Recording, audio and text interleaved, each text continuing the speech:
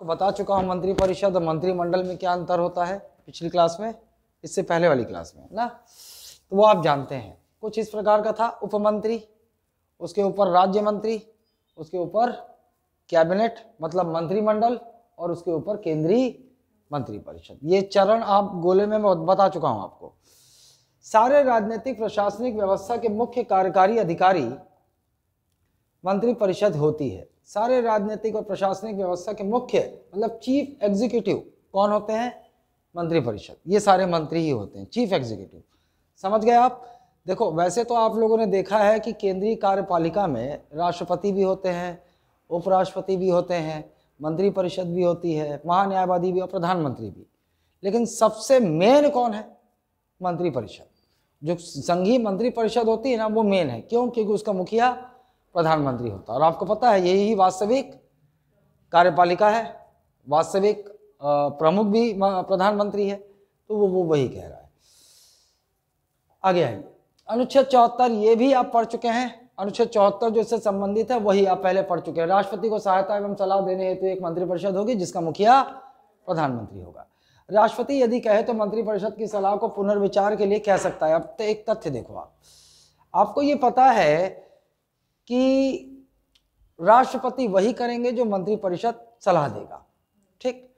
ज्यादा से ज्यादा राष्ट्रपति क्या कर सकते हैं? एक बार पुनर्विचार के लिए कह सकते हैं। He can ask the Council of Minister to reconsider the advice once again.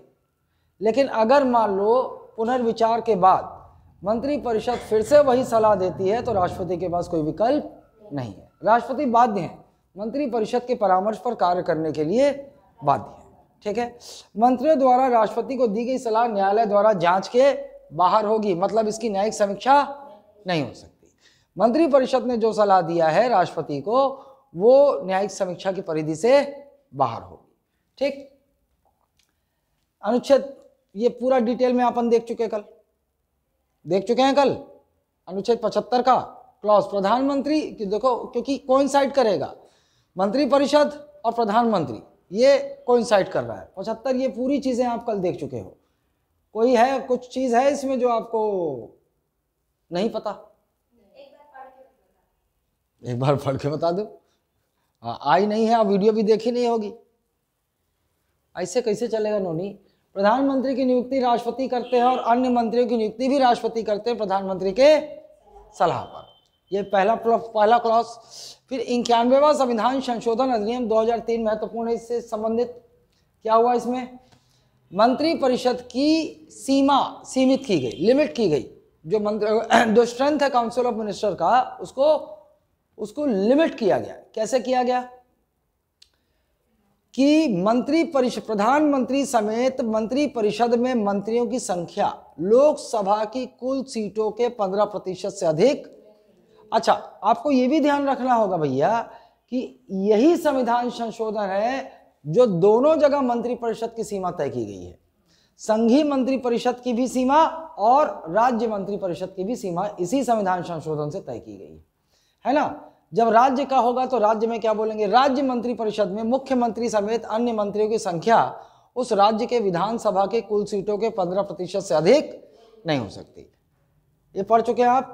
फिर यदि कोई मंत्री जो लगातार 6 माह तक किसी सदन का सदस्य नहीं है, वह 6 माह बाद मंत्री पद धारण नहीं कर सकेंगे। ये भी कल समझ गए आप, है ना। लगातार 6 माह तक यदि वो किसी सदन के सदस्य नहीं होंगे तो वो 6 माह के पश्चात मंत्री, वो पहले आपको बता चुका हूं। जैसे कोई व्यक्ति जो संसद के किसी भी सदन का सदस्य नहीं है वो मंत्री नियुक्त हो सकता है, प्रधानमंत्री समेत कोई भी मंत्री, लेकिन उसके सामने एक कंडीशन होती है कि 6 माह के भीतर उसको सदस्य बनना होगा। और अगर 6 माह तक वो सदस्य नहीं बना तो फिर वो मंत्री पद उसकी खत्म हो जाएगी। मंत्रियों के वेतन व भत्ते संसद द्वारा निर्धारित किए जाते हैं, ये भी आप जान चुके हैं, है ना। अनुच्छेद 88 ये भी कल आप देख चुके हैं, ठीक। अच्छा, एक और चीज, ये संविधान संशोधन जो यहां लिखा हुआ है इसके बारे में मैं आपको बताया हूं क्या? बताया हूं क्या? पूछ रहा हूं, बताया हूं। 42वें में क्या हुआ था? 42nd कॉन्स्टिट्यूशनल अमेंडमेंट एक्ट में हाँ बाध्यकारी कर देखो ये चीजें पहले आपको बता चुका हूं, ये दोनों संविधान संशोधन बहुत महत्वपूर्ण है इससे रिलेटेड। देखो क्या हुआ था, एक तो 42वां संविधान संशोधन अधिनियम 1976 और एक है आपका 44वां संविधान संशोधन अधिनियम 1978।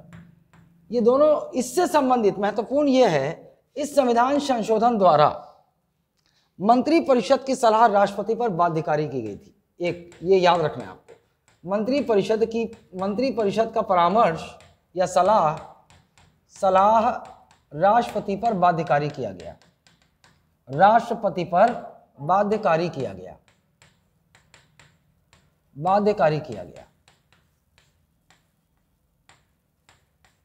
गया, the advice tendered bye council of minister, union council of minister was made binding upon the president, है ना, ये किया गया था इसमें। और इसमें क्या किया गया था, मंत्रिपरिषद का जो परामर्श है राष्ट्रपति को, मंत्रिपरिषद की सलाह राष्ट्रपति को लिखित रूप में होगी, राष्ट्रपति को लिखित रूप में होगी,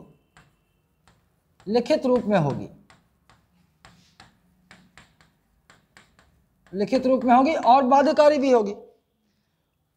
तो लिखने के लिए, मेंस में लिखने के लिए वो आपसे पूछ सकता है कि भैया किस संविधान संशोधन अधिनियम में पहली बार मंत्रिपरिषद की सलाह राष्ट्रपति पर बाध्यकारी की गई? 42वां।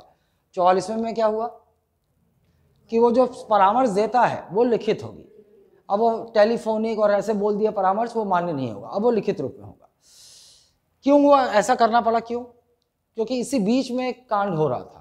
क्या हुआ था? आपातकाल, तीसरा आपातकाल इंदिरा गांधी ने जो भारत पर थोप दिया था, है ना, आंतरिक अशांति के आधार पर। जो तीसरा आपातकाल, अभी आपातकाल में जब पहुंचोगे तो आप डिटेल पढ़ोगे भी, 1975 से 77 तक तीसरा आपातकाल इंदिरा गांधी ने लगा दिया था, ठीक। तो इसी के पश्चात 78 में ये जरूरी हो गया सरकार। 77 में देखो, इंदिरा गांधी ने वास्तव में आपातकाल लगाया था कि वो समय अनुकूल नहीं था कांग्रेस के लिए। उसने सोचा कि आपातकाल लगा देती हूँ, तब तक समय अनुकूल हो जाएगा तो बाद में देखेंगे, क्योंकि जब तक आपातकाल रहेगा लोकसभा चुनाव होगा नहीं। तो द्वितीय आपातकाल खत्म भी नहीं हुआ था, क्योंकि अगर आपातकाल, राष्ट्रीय आपातकाल तो चल ही रहा था ना, दूसरा आपातकाल चल ही रहा था।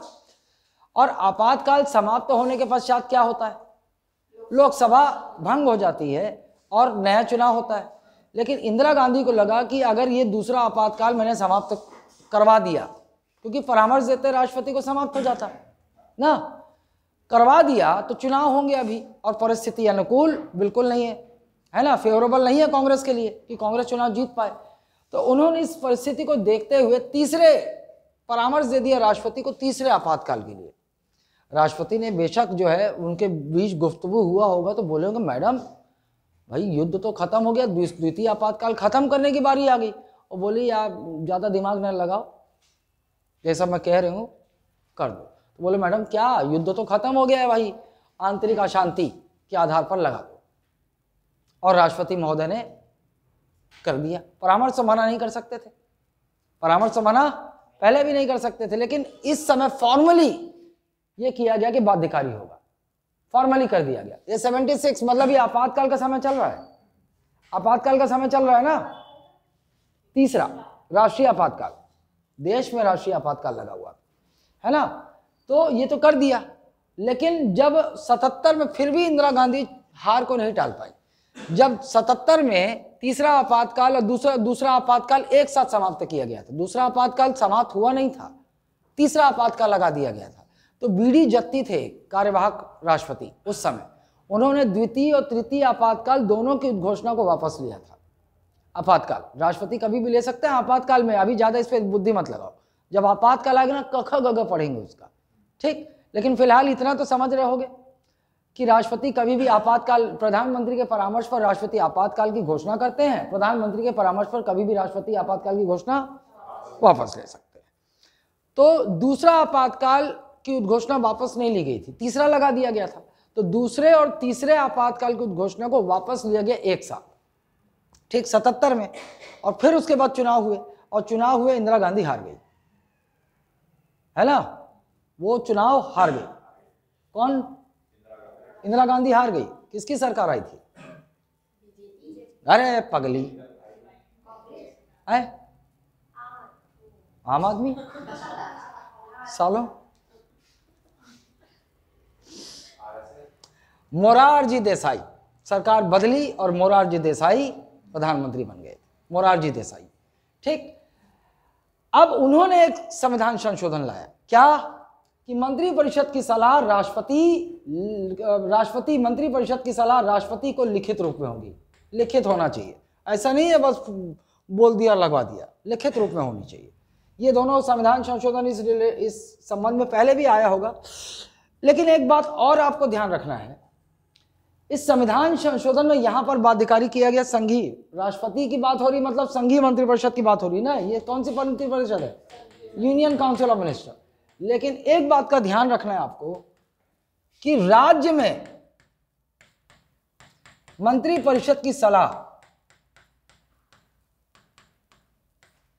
मंत्रिपरिषद की सलाह राज्यपाल पर बाध्यकारी नहीं की गई।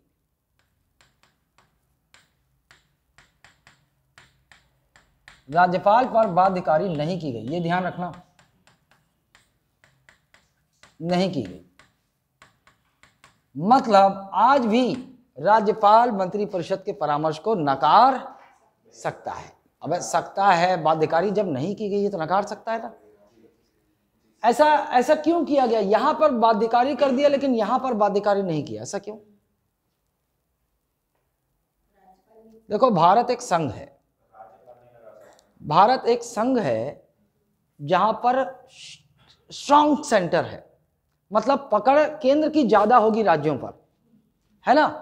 ये सब इसलिए किया गया है, इसका मेन मकसद ये है कि राज्य कभी भारत संघ से अलग ना हो सके। तो ज्यादा स्ट्रॉन्ग किसको बनाया गया? केंद्र को, है ना। और यहां पर मान लीजिए राज्य कोई ऐसा षड्यंत्र कर रहा हो जो भारतीय संघ से अलग हो रहा हो, किसी राष्ट्र के साथ मिलकर ऐसा कुछ हो रहा हो, तो राज्यपाल क्या है उसे मना कर सके ना, क्योंकि रिजर्व कर सकता है ना बिल, अनुच्छेद 200 राष्ट्रपति के लिए, है ना। वो बिल वाला तो बात अलग है, और कोई परामर्श होगा तो राज्यपाल मना कर सकता है, लेकिन राष्ट्रपति मना नहीं कर पाएंगे, ये बात ध्यान। और इसका मकसद एक ही है कि केंद्र की पकड़ राज्यों पे अधिक हो, है ना। और आपको पता है राज्यपाल जो है वो कौन होता है? राज्यपाल केंद्र द्वारा नियुक्त किया जाता है। वास्तव में राज्यपाल केंद्र की आंख होता है। राज्यपाल राज्यों में, दूत नहीं बोलो भाई, दूत क्यों बोलो? नहीं, दूत नहीं है वो, दूत अलग चीज है भाई। एजेंट बोल सकते हो, एजेंट, एजेंट होता है, केंद्र का एजेंट होता है राज्य में। नजर रखो राज्य क्या कर रहा है, ठीक। अच्छा, एक जन को होशियार इस मोर में ऐसा ही होगा, खान का चेला या खान की आईडी होगी। एक समय ना, अरे तेरे को इतना संविधान नहीं पता, तू एजेंट बोल रहा है राज्यपाल को। साला तो हमको सिखाओगे? एजेंट बोल रहा है मतलब गलत क्या हो गया रे? और मैं तेरे को लिखा हुआ दिखा दूंगा, है लिखा हुआ है, लिखा हुआ है। मंत्रिपरिषद की संरचना देखिए आप। ये भैया ये तो आप देख चुके हो, मंत्री कैबिनेट, जिसको अपन क्या बोलते हैं? कैबिनेट मंत्री, मतलब इन्हीं के समूह को क्या बोलते हैं? मंत्रिमंडल। राज्य मंत्री और नीचे कैबिनेट मंत्री। देखो आप, कैबिनेट मंत्रियों के पास केंद्र सरकार के महत्वपूर्ण मंत्रालय जैसे गृह, रक्षा, रेलवे, कोयला, विदेश आदि होते हैं। कैबिनेट मंत्री केंद्र सरकार के नीति निर्माण में महत्वपूर्ण भूमिका निभाते हैं। नीति निर्माण, पॉलिसी। मैंने आपको बताया था कि अगर आपको पूछे कि भैया कौन सी ऐसी संरचना है जो नीति निर्माण, पॉलिसी फॉर्मुलेशन की सर्वोच्च संस्था है, मंत्रिमंडल, कैबिनेट। हालांकि मंत्रिपरिषद की बैठकें होती हैं, मैं आपको बता देता हूं, साल में कम से कम 2 बार मंत्रिपरिषद की बैठक होनी अनिवार्य है। लेकिन आप देखेंगे कि मंत्रिमंडल की बैठक होती ही रहती है। जब मन करे प्रधानमंत्री मंत्रिमंडल की बैठक बुला लेता है। जो खास मंत्री हैं, है ना, कैबिनेट मंत्री, रैंक वाले मंत्री, उनकी बैठक ज़्यादा होती है ना। तो ये सर्वोच्च नीति निर्धारण संस्था है। कैबिनेट जो होती है वो सर्वोच्च हाईएस्ट पॉलिसी फॉर्मुलेशन एजेंसी है भारत में, ठीक। राज्य मंत्री देख चुके हो, राज्य मंत्रियों को मंत्रालय या विभागों का स्वतंत्र प्रभार दिया जा सकता है, राज्य मंत्री देखे हो आप, अथवा उन्हें कैबिनेट मंत्री के साथ सहयोगी बनाया जा सकता है, कैबिनेट मंत्रियों के साथ सहयोगी बना सकते हैं। स्वतंत्र प्रभार के मामले में वे अपने मंत्रालय का कार्य कैबिनेट की तरह ही पूरी शक्ति एवं स्वतंत्रता से कर सकते हैं, समझा चुका हूं मैं आपको। राज्य मंत्री कैबिनेट के सदस्य नहीं होते, इसलिए न्योता मिलने पर ही कैबिनेट की बैठक में भाग ले सकते हैं। न्योता दिया जाएगा उस मंत्री को, तभी वो कैबिनेट की मीटिंग में भाग ले पाएगा। आइए उप मंत्री, उन्हें मंत्रालयों का स्वतंत्र प्रभार नहीं दिया जाता, वे कैबिनेट अथवा राज्य मंत्री की सहायता के लिए ही नियुक्त होते हैं, कैबिनेट और राज्य मंत्रियों की। संसदीय सचिव बताया था वे मंत्री परिषद की अंतिम श्रेणी में आते हैं, इनके पास कोई विभाग नहीं होता है, वे वरिष्ठ मंत्रियों की सहायता के लिए नियुक्त किए जाते हैं। ठीक, सिंपल है। मंत्रिमंडल की भूमिका, यह हमारी राजनीतिक प्रशासनिक व्यवस्था में उच्चतम निर्णय लेने वाली संस्था है, बताया ना अभी सबसे। यह केंद्र सरकार के मुख्य नीति निर्धारक अंग है, यह भी स्पेशलिटी आप समझ चुके हो। यह केंद्र सरकार के उच्च कार्यकारिणी अंग है, उच्च, सबसे उच्च, प्रधानमंत्री समेत वो जो कैबिनेट मंत्री होते हैं। यह केंद्रीय प्रशासन की मुख्य समन्वयक है, कोऑर्डिनेशन, समन्वयक, कोऑर्डिनेटर है ना। जो सेंट्रल एडमिनिस्ट्रेशन है भारत का, केंद्रीय प्रशासन, उसमें मुख्य कोऑर्डिनेटर, यही पूरा कोऑर्डिनेट करते हैं मंत्रिमंडल। यह राष्ट्रपति के सलाहकारी संस्था तथा इसको परामर्श राष्ट्रपति पर बाध्यकारी है। मंत्रिमंडल जो परामर्श देता है वो राज्यपाल पर, राष्ट्रपति पर भारी। ऐसे किचन कैबिनेट और शैडो कैबिनेट देख लो आप, इसको समझाता हूं मैं। किचन कैबिनेट को आंतरिक कैबिनेट भी कहते हैं। असल में इसकी परंपरा मार्गरेट थैचर ने शुरू की थी, इंग्लैंड की प्रधानमंत्री थी मार्गरेट थैचर। तो मार्गरेट थैचर कैसे करा थी, जैसे ना कैबिनेट का मीटिंग घर पे बुला लेती थी, कहीं भी बुला सकते हैं, होटल में, कैबिनेट में, रिजॉर्ट में ना। अच्छा, तो ये अपने घर पे बुला लेती थी, पूरे मंत्रिमंडल घर पे बैठी, बैठक चल रहा है। उसके बाद कुछ ऐसा निर्णय लेना होता था मार्गरेट थैचर को, तो वो मंत्रिमंडल पे भी पूरा भरोसा नहीं करती थी, मतलब एकदम कुछ खास लोग चाहिए। तो मार्गरेट थैचर किचन में चल देती, किचन में उधर से इशारा करके जो मंत्री खास होगा, मंत्रिमंडल कैबिनेट मंत्रियों में भी जो खास होगा वो उधर आ गया, अपने हस्बैंड को भी बुला लिया और अपनी कोई दोस्त होगी उसको भी बुला लिया, मतलब जिसपे बहुत ज्यादा भरोसा सब पे। अब कैबिनेट मंत्री इतने सारे, उसमें भी कई मंत्रियों पर भरोसा नहीं होगा उसको। तो मार्गरेट थैचर किचन में बैठक लेती थी खास लोगों का, अपने किचन में, मतलब वहां उस हस्बैंड भी हो सकते थे, मित्र हो भी हो सकते थे, और कुछ खास मंत्री भी हो सकते थे।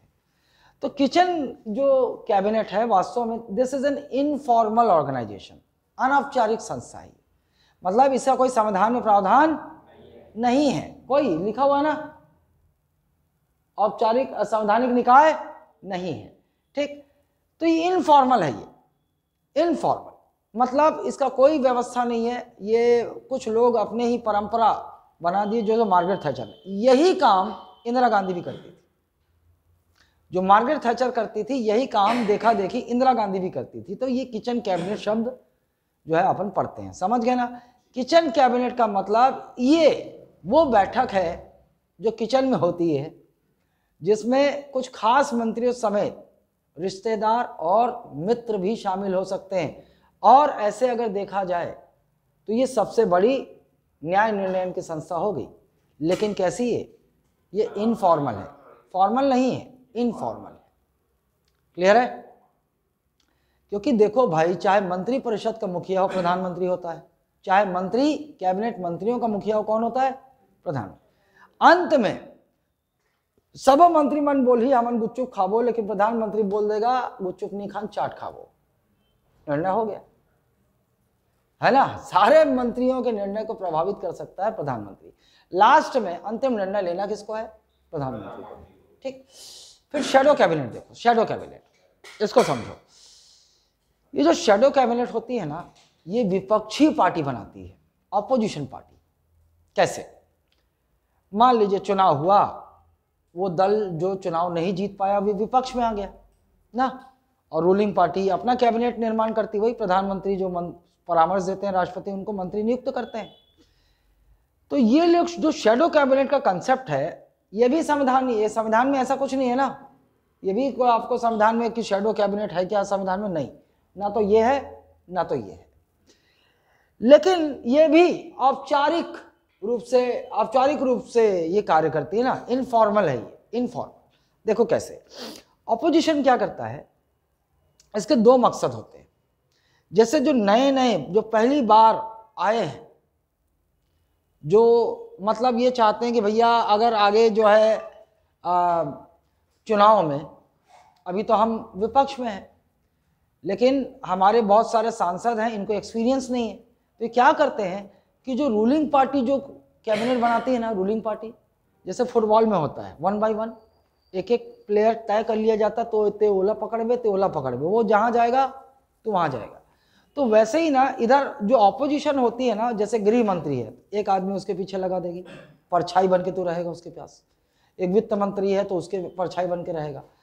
इसका अगर पॉजिटिव तरीका देखोगे तो देखोगे कि वो लोग सीखेंगे कि मंत्री कैसे काम करता है। लेकिन एक और मकसद होता है, पीछा करते रहो, खोदते रहो, न्यूज उसका निकालते रहो, कहाँ कपड़ा लूज पॉइंट पकड़ो, और जैसे पकड़ोगे फिर अपन उसी को इस्तेमाल करेंगे सरकार को गिराने में, बदनाम करने में और फिर इस्तेमाल करने में। बल्कि ये तक बोल देते हैं, देख लो, पता करो उसको निजी जिंदगी में कुछ गड़बड़ तो नहीं है, इधर उधर कुछ गड़बड़ तो नहीं कर रहा है, ऐसा। तो एक एक मंत्री को टारगेट कर लो, तो एक परछाई की तरह ऑपोजिशन एक एक मंत्री के पीछे एक एक लगा देती है। तो ये क्या हो गया, shadow cabinet. Clear? I think this is the last point. ये आपका मंत्री परिषद समाप्त। अब हम जहां पहुंचेंगे, अब वो हो गया, पहुंचेंगे संसद में। अब पहुंचेंगे कहां, संसद।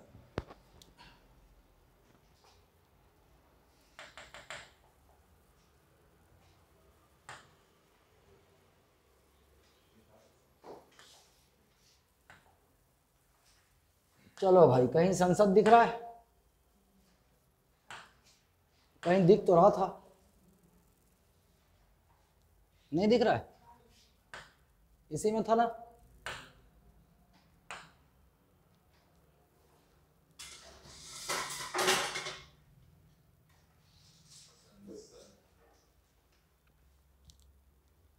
तो किचन कैबिनेट और शैडो कैबिनेट, ये कोई संवैधानिक प्रावधान नहीं है, इसका कोई संवैधानिक निकाय नहीं है, ये एक इनफॉर्मल ऑर्गन। ठीक, संसद भाग 5 में हम पहुंचे, संसद। मुख्यमंत्री नहीं बताऊं ना, और कोई नहीं। अभी अपन संसद करेंगे। देखो संसद, तो मेरे को याद दिलाना, संसद खत्म करने के बाद हमें क्या करना है, हमें मुख्यमंत्री करना है, वो ऐसा ही है फट फट होने वाला, मुख्यमंत्री और राज्य की मंत्रिपरिषद और फिर विधानमंडल, ऐसे 3 पैरेलल करेंगे। वो बाद में आएगा, वो जो बाद में इलेक्शन कमीशन और ये सब संस्थाएं सब बाद में आएंगी। ठीक, आइए संसद। भारत में संसदात्मक या संसदीय, बात एक ही है ना, प्रशासन प्रणाली स्वीकार की गई है, अतः संसद की सर्वोच्चता भारतीय शासन की प्रमुख विशेषता है ना। तो देखो आप, हमने कौन सा रूलिंग सिस्टम अडॉप्ट किया है, पार्लियामेंट्री सिस्टम ऑफ गवर्नमेंट, ये अडॉप्ट किया है। अब संसदीय शासन प्रणाली में सर्वोच्च कौन होगा, संसद होगा, है ना। मतलब पार्लियामेंट्री सिस्टम ऑफ गवर्नमेंट में सब सुप्रीम कौन होगा, पार्लियामेंट होगा। ठीक, संसद को विधायिका अथवा व्यवस्थापिका नाम से भी जाना जाता है। एक और चीज, विधायिका तो हम जानते हैं, संसद को केंद्रीय विधायिका और राज्य की विधायिका अलग होती है, लेकिन केंद्रीय व्यवस्थापिका भी बोल दे, समझ जाना ना, हिंदी में शब्दों का बहुत इस्तेमाल होता है, व्यवस्थापिका भी वही होता है। तो व्यवस्थापिका भी 2 होती है ना, केंद्रीय व्यवस्थापिका मतलब संसद, और राज्य की व्यवस्थापिका। ठीक, अनुच्छेद 79, इसके अनुसार संघ के लिए संसद होगी जो राष्ट्रपति और दोनों सदनों से मिलकर बनी होगी। आर्टिकल 79 क्या भैया, संसद का संगठन, ऑर्गेनाइजेशन ऑफ पार्लियामेंट, ये है। तो 79 बताता है कि संसद किससे किससे मिलकर बनेगी, किससे किससे मिलकर बनेगी भाई संसद, लोकसभा, राज्यसभा, राष्ट्रपति, ये तीनों अंगों से, है ना। तो parliament is formed of 3 organs, या parliament has 3 organs, president, Lok Sabha and Rajya Sabha. और इसमें इसी में बता दिया गया है 79 में है कि राष्ट्रपति संसद के अभिन्न अंग होते हैं, है ना, ये ध्यान रखिएगा। आपसे बोल देगा संसद के 3 अंग होते हैं, राष्ट्रपति, लोकसभा, राज्यसभा, लेकिन अभिन्न अंग किसको कहा गया है? राष्ट्रपति को। राष्ट्रपति, president of India is an integral part of parliament, है ना। तो आपसे पूछ देगा भाई कि कौन अभिन्न अंग कहा गया है? राष्ट्रपति। क्यों अभिन्न अंग? क्योंकि इनकी अनुमति के बिना राज्यसभा तथा लोकसभा द्वारा पारित कोई भी विधेयक, अधिनियम नहीं बन सकता। एकदम क्लियर। अभिन्न अंग क्यों कहा गया है? क्योंकि लास्ट में अंतिम स्वीकृति इन्हीं की होती है, विधेयक तभी अधिनियम बन पाता है। बात क्लियर है? आइए, लोकसभा एवं राज्यसभा को निम्न नामों से भी जाना जाता है। फैक्ट देख लो आप, ठीक। लोकसभा एवं राज्यसभा को, राज्यसभा, पहले राज्यसभा को देखो, उच्च सदन भी कहा जाता है, द्वितीय सदन भी कहा जाता है, द्वितीय चैम्बर भी कहा जाता है, स्थायी सदन भी कहा जाता है, बड़ों की सभा भी कहा जाता है, हाउस ऑफ एल्डर्स। बड़ों की सभा मतलब हाउस ऑफ एल्डर्स, ये तो आप जान गए। उच्च सदन मतलब अपर हाउस, द्वितीय सदन मतलब सेकंड हाउस, द्वितीय चैम्बर सेकंड चैम्बर, स्थायी सदन परमानेंट हाउस, बड़ों की सभा house of elders, and house of representative, प्रतिनिधियों की सभा, हाउस ऑफ रिप्रेजेंटेटिव्स मतलब प्रतिनिधियों की सभा। तो ये सारी चीजें कही जाती हैं। जैसे देखो, या ऐसे देख लो आप, यहां पर नहीं, यहां तो नहीं, इधर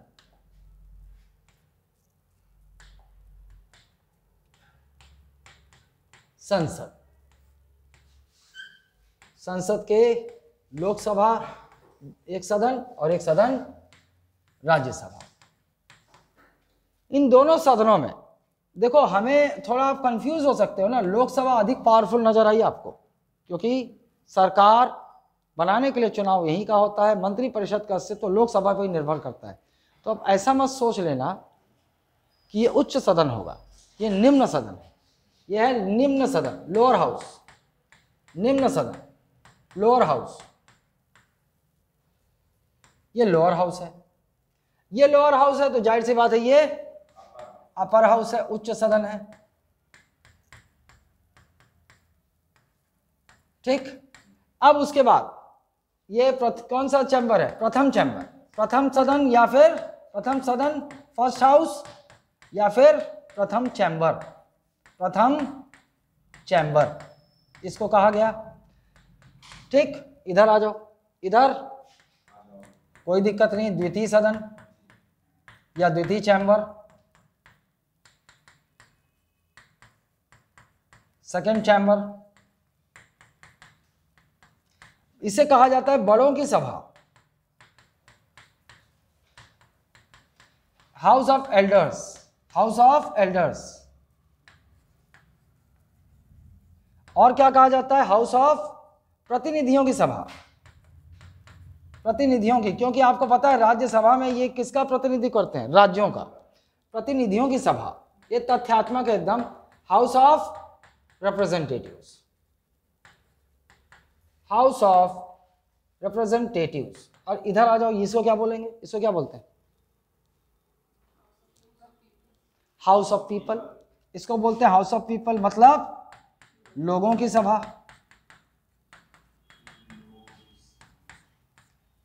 हाउस ऑफ पीपल। और क्या कहा जाता है? पॉपुलर हाउस, पॉपुलर हाउस, लोकप्रिय सदन, लोकप्रिय सदन, पॉपुलर हाउस, लोकप्रिय सदन, ठीक। ये एकदम सा सिंपल सा फैक्चुअल चीज है, लेकिन पटक देगा कभी भी सामने, लोग ध्यान नहीं देते तो भी बता रहा हूं गलत हो जाता अच्छे अच्छे लोगों से, ठीक। बस अब देखो ये किसके तर्ज पर हुआ? हमने जो संसदीय शासन प्रणाली अपनाई, कहां से अपनाई? ब्रिटेन से अपनाई। वहां भी आपको पता है ब्रिटिश संसद के भी 2 सदन होते हैं। जैसे लोकसभा होती, वहां क्या होती? House of Commons, house of, British संसद को देख लो, तुलना कर लो, ब्रिटिश संसद, ब्रिटिश पार्लियामेंट, इसकी भी 2 सदन होती है। जैसे लोकसभा, वहां होता है house of Commons, house of Commons, आम लोगों की, कॉमन्स किसको बोलते हैं? आम लोग, ये लोगों की सभा इसीलिए बोली जा रही। यहाँ आम मतलब चोर, डकैत, क्रिमिनल, कोई भी यहाँ का मेंबर बन सकता है। अब बनते भी वही लोग हैं, है ना, लबरा, झूठा, मक्कार, जितने हो सकते हैं वो वहां, ठीक। और ये जो है इसको वो लोग बोलते थे House of Lords. House of Lords, British संसद के भी दो सदन, हाउस ऑफ कॉमन्स और हाउस ऑफ लॉर्ड्स। बोले तो यहां पर अमीर लोग, जमींदार लोग यहां के मेंबर बनते थे, पढ़े लिखे लोग, स्कॉलर लोग यहां के मेंबर बनते थे, ठीक, समझ में आ गया। और इसीलिए आप देखोगे यहां पर, देखोगे आप राज्यसभा में आपको ठीक ठाक थोड़े लोग पहुंचे हुए मिलेंगे, लेकिन लोकसभा में आप जाओगे, पप्पू यादव क्रिमिनल, लालू यादव चारा घोटाला मैन, उसका बेटा, है ना। हमारे देश की जनता इतनी मूर्ख है, आप उसके दोनों बेटों को देखना। लालू यादव चारा घोटाला किया था वो, तुमको बता दूं वो घोटाला छोटा मोटा नहीं था। जिस समय उसने घोटाला किया था, आज की डेट में वो 10-15 हजार करोड़ का घोटाला है। लालू यादव के हिसाब से एक मुर्गी दिन में 350 रुपये का दाना खा जाती थी उस जमाने में, 20-25 साल पहले ना। ये था चारा घोटाला। सीबीआई रेड पड़ी थी तो लोगों का कहना है, ऐसी न्यूज आती थी कि पूरा ट्रक भर नोट जला दिया कि पकड़ में ना आए। हाँ, साला मैं नहीं था वहां पे। ठीक, ये है वही लालू यादव के बेटे, देख लो आवारा, आज वो मजा ले रहे हैं राजनीति का और जीतते भी हैं वो, है ना। एक तो क्या तेजस्वी यादव ज्यादा एक्टिव है ना पॉलिटिक्स में, है, जो क्रिकेट खेलता था धोनी की तरह बाल बढ़ा के, है ना। वो तो तोतलाता है साला, ठीक से बोल नहीं पाता है वो। और उसका छोटा भाई वो गांजा वांजा पी के मस्त रहता है, वो भी आया बाया बोलता रहता है, लेकिन देखना मौज कर रहे हैं। अच्छा, लालू यादव के सरकार में उसकी बिटिया उटिया सब एमबीबीएस सब हो गए। उसकी सरकार थी ना, सब, उसकी बिटिया भी डॉक्टर है भैया, ठीक है, पटना मेडिकल कॉलेज से पढ़ी है। मुख्यमंत्री की यहां भी देख लो आप, काका आइस तो काका की बेटी असिस्टेंट प्रोफेसर हो गए, वो भी वहां वही पाटन वही कॉलेज में है ना कहीं पर। तो काका की बिटिया भी हो गई। जब बीजेपी की सरकार थी, प्रेम प्रकाश पांडे की बिटिया हो गई गधी। हाँ, कोई पढ़ता लिखता थोड़ी देर, गधी सब जानते थे, साथ में पढ़ाए, पीएससी में सेलेक्ट हो गए, असिस्टेंट प्रोफेसर बन गए। इतने होशियार कब से होगी ये, ठीक, क्लियर है। चलो आइए, राज्यसभा की संरचना। बेसिक क्लास में मैंने आपको बताया है कि राज्यसभा की 2026 तक की अधिकतम सीटें क्या तय की गई हैं, 250। लेकिन वर्तमान में कितनी राज्यसभा सीटें हैं, 245। ये तो पहले बता चुका हूं, तो इस पे दोबारा जाने की आवश्यकता नहीं है। 250 के अनुसार जो विभाजन है, आपको पता है राज्यसभा में निर्वाचित और मनोनीत दोनों होते हैं। तो 250 की स्थिति में यदि आपसे पूछ दे, जो अधिकतम राज्यसभा की सीट तय की गई है 2026 तक के लिए, ठीक, उसमें 12 तो मनोनीत होंगे, कला, साहित्य, विज्ञान और, वाह ये स्पेशल डॉट लगाई है, वाह, तो ये तो आपको याद होगा। और माइनस कर दो, उतने निर्वाचित होंगे, उतने तो 238 निर्वाचित 250 की स्थिति में। अप्रत्यक्ष या परोक्ष निर्वाचित होंगे, आपको पता है, राज्य और केंद्र शासित प्रदेशों के प्रतिनिधि होंगे, क्लियर है। आइए इधर, अब राज्यसभा, वर्तमान में राज्यसभा की कितनी सीटें हैं, 245। तो इसका विभाजन देख लेते, ये ज्यादा इंपॉर्टेंट है, पिछला वाला ज्यादा इंपॉर्टेंट नहीं है, ये ज्यादा इंपॉर्टेंट है। अब देखिए 12 तो मनोनीत होंगे ही भैया, 245 से 12 मनोनीत होंगे। अब इसको माइनस कर दो तो कितने निर्वाचित होंगे, माइनस कर दो 233, इसको जोड़ोगे कितना आएगा, कितने निर्वाचित होंगे, 233। अब 233 में राज्यों से कितने और केंद्र शासित प्रदेश से कितने, ये भी एक आंकड़ा है। केंद्र शासित प्रदेशों से 8, केंद्र शासित प्रदेशों से 8 होंगे। 4 जम्मू कश्मीर से, 3 दिल्ली से और 1 पुदुचेरी से। ठीक, और 225 कहां से होंगे? राज्यों से होंगे। ये बात ध्यान रखना, यहां से भी पूछ सकता है आपसे कि राज्यसभा में राज्यों से कितने प्रतिनिधि चुनकर जाएंगे? 225, और संघ शासित प्रदेशों से 8। 4 3 1। अब ऐसा क्यों है? देखो, अब दिल्ली से 3, पुडुचेरी से केवल 1, जम्मू कश्मीर से 4, क्यों?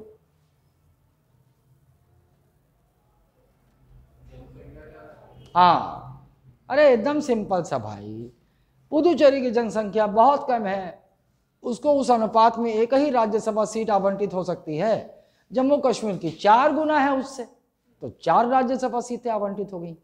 ठीक,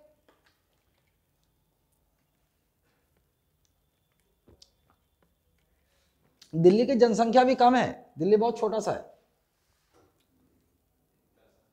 लेकिन आपको बता दूं जनसंख्या घनत्व में इससे ज्यादा कोई नहीं भारत में। 11,500 लगभग पर स्क्वायर किलोमीटर है, पर किलोमीटर स्क्वायर पॉपुलेशन डेंसिटी यहां की इतनी है वहां की। अरुणाचल प्रदेश की कितनी?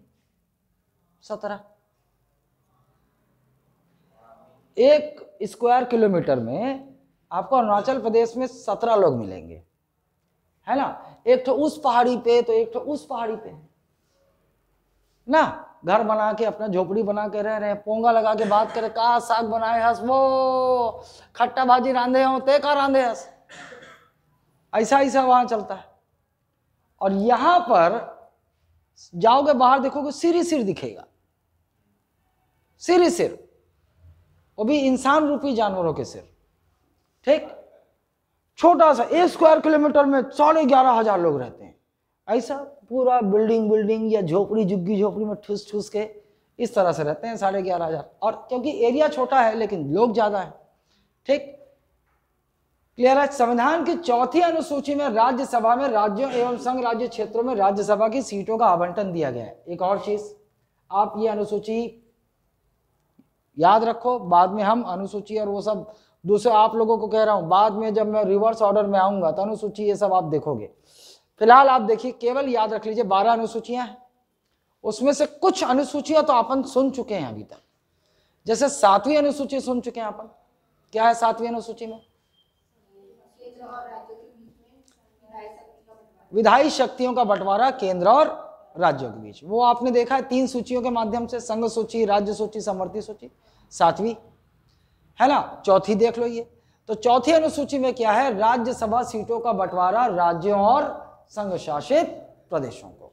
ये याद रखिए, राज्यों में, राज्यसभा में राज्यों की प्रतिनिधि का निर्वाचन राज्य विधानसभा के निर्वाचित सदस्य करते हैं। एक और चीज देख लो आप, ये ध्यान देख लो, राज्य विधानसभा, समझ गए ना? राज्य विधानसभा, लेजिस्लेटिव असेंबली को बोल रहा हूं मैं, और लेजिस्लेटिव असेंबली के मेंबर को अपन क्या बोलते हैं? MLA, member of legislative assembly, जिसको हिंदी में अपन क्या बोल देते हैं? विधायक। और उसके भी कौन? मनोनीत नहीं, मनोनीत तो होते भी नहीं है। 104वां संविधान संशोधन याद होगा आपको, ना तो लोकसभा में कोई आंग्ल भारतीय मनोनीत हो सकता है, ना तो विधानसभा में। तो सभी सदस्य क्या होते हैं? निर्वाचित। तो निर्वाचित एमएलए, इलेक्टेड एमएलए। तो राज्यसभा के सदस्यों को कौन चुनता है? उस राज्य के निर्वाचित एमएलए। छत्तीसगढ़ को जैसे कितनी राज्यसभा सीटें मिली हुई? 5। तो छत्तीसगढ़ से 5 राज्यसभा सदस्य चुनकर राज्यसभा में जाएंगे। कौन चुनेगा? छत्तीसगढ़ के 90 एमएलए, ये लोग वोट करके चुनेंगे। बात क्लियर है? राज्यसभा के लिए राज्य की सीटों का बंटवारा उनकी जनसंख्या के अनुसार किया गया है, पता है आपको। 3 सदन में सीटों का बंटवारा कौन कौन सा? लोकसभा, राज्यसभा और राज्य में विधानसभा। लेकिन विधान परिषद को ऐसा नहीं लेना। विधान परिषद में सीटें कितनी होंगी ये वास्तव में उस राज्य की विधानसभा पर निर्भर करता है। पढ़े थे? पढ़े हो कि नहीं पढ़े हो? हाँ, आगे और भी आएगा विधानमंडल तो और क्लियर हो जाएगा। तीसरा लाइन कहाँ है? तीसरा लाइन, हाँ, ये वही बताया था आपको, राष्ट्रपति का चुनाव पद्धति, वही proportional representation by means of single transferable voting system. मतलब या राज्यसभा के सदस्यों का भी जो मतदान होता है ना, वो प्रेफरेंस डालना होता है। समझ गए आप? सेम किसका किसका चुनाव ऐसे होता है बताओ? राष्ट्रपति, उपराष्ट्रपति, राज्यसभा के सदस्यों का। हाँ, इन तीनों का चुनाव की पद्धति एक ही है, अनुपातिक प्रतिनिधित्व के आधार पर एकल संक्रमणीय मत प्रणाली। क्लियर है बात? आइए नोट, लोकसभा, राज्यसभा, विधानसभा के सीटों का बंटवारा कौन सी जनगणना? अच्छा, बहुत जल्दी बदल जाएगा ना 1926 में। देखो फिर नया बेस बनाएंगे, हो सकता है 2011 के सेंसस को ले लें और फिर से सबकी सीटें बढ़ जाएं फिर, ठीक के अनुसार। और यह व्यवस्था कब तक के लिए है? 2026 तक के लिए। उसके बाद आपकी लोकसभा की ये सबकी सीटें बढ़ाई जा सकती हैं। लोकसभा सीटों में स्थान देख लो आप, उत्तर प्रदेश, महाराष्ट्र, पश्चिम बंगाल। तो आपको संख्या तो केवल उत्तर प्रदेश का रख लो कि उत्तर प्रदेश की सर्वाधिक लोकसभा सीटें हैं कितनी? 80 है। हाँ सही तो है। हाँ, तुम 400 कुछ सोच रही हो क्या? वो विधानसभा सीट है नोनी।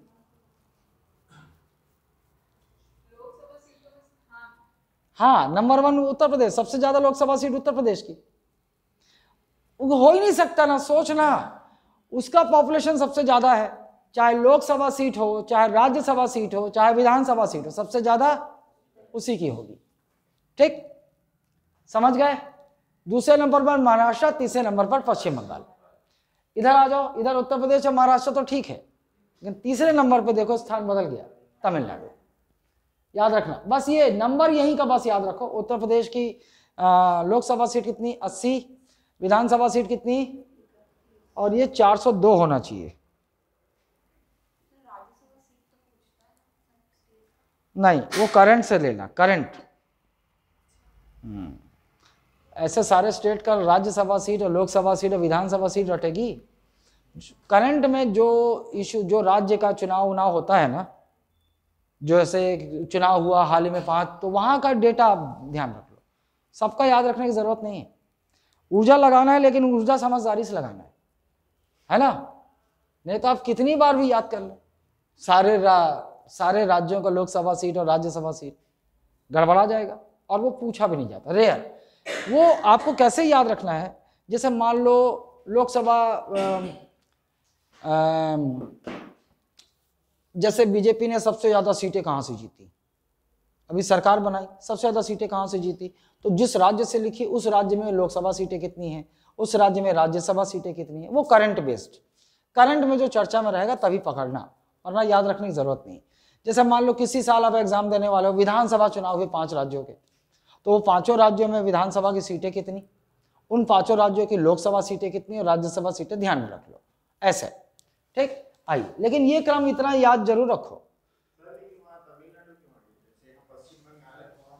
देखो क्या है, राज्य हाँ जनसंख्या के आधार पर है, लेकिन मान लो 10 लाख पे एक सीट मिलनी है, 10 लाख पर हो सकता है कि इसकी सीट 8,99,000 हो, है ना? एक केवल थोड़े से उससे, ये थोड़े से उससे इसकी सीट मार खा रही, लेकिन इसको मिल गई। ठीक, जैसे हो सकता है कि इससे इसकी जनसंख्या 1,000 ज्यादा हो, लेकिन लोकसभा सीट का 1,000 में कंप्लीट इसमें अनुपात में आ जा रहा है, तो मिल गया इसको। लेकिन जब इसकी बारी आई तो ये मिस हो गया और ये इसको मिल गई इतनी सीट और उसको नहीं मिल पाई। आओ, राज्यसभा में संघ राज्य क्षेत्र का प्रत्येक प्रतिनिधि इस कार्य के लिए निर्मित एक निर्वाचक मंडल द्वारा चुना जाता है। ठीक, संघ राज्य क्षेत्र समझ रहे, यूटी। तो यूटी में राज्यसभा के जो, जैसे कि क्या होता है कि आप लोगों ने देखा होगा केवल दिल्ली और पुडुचेरी में ही विधानसभा है, तो दिल्ली और पुडुचेरी के जो राज्यसभा सीटें हैं वो तो वहाँ के विधायक लोग वोट करके पहुंचा देंगे, लेकिन बाकी जगह कैसे आएंगी? तो बाकी जगह के लिए क्या बनाया जाता है? एक निर्वाचक मंडल, एक निर्वाचक मंडल। केंद्र शासित प्रदेशों में केवल दिल्ली एवं पुडुचेरी के सदस्य राज्यसभा में शामिल होते हैं, केवल दिल्ली और, आप दिल्ली और पुडुचेरी जानते हो आप, वहाँ विधानसभा ऑलरेडी है, तो वही हो गई उस राज्य की निर्वाचक मंडल। बाकी तो संघ शासित प्रदेशों की जनसंख्या ही इतनी नहीं है कि उन्हें लेकिन अब आपको याद रखना है, अब इसमें क्या जुड़ जाएगा, दिल्ली पुडुचेरी एवं जम्मू कश्मीर, ये जुड़ जाएगा, जम्मू कश्मीर जुड़ जाएगा, क्योंकि जम्मू कश्मीर का विधानसभा का निर्माण हो गया है, अभी चुनाव हुआ था ना, विधानसभा का चुनाव जम्मू कश्मीर में। ठीक, क्लियर है। केंद्र शासित प्रदेशों में केवल ये हो गया।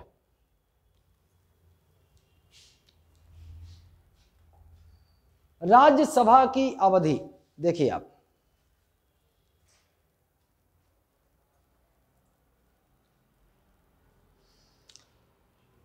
राज्यसभा का निर्माण 13 मई 1952, बिल्कुल जीएस के रूप में कभी भी पटक देगा कि राज्यसभा का निर्माण कब हुआ, 13 मई 1952।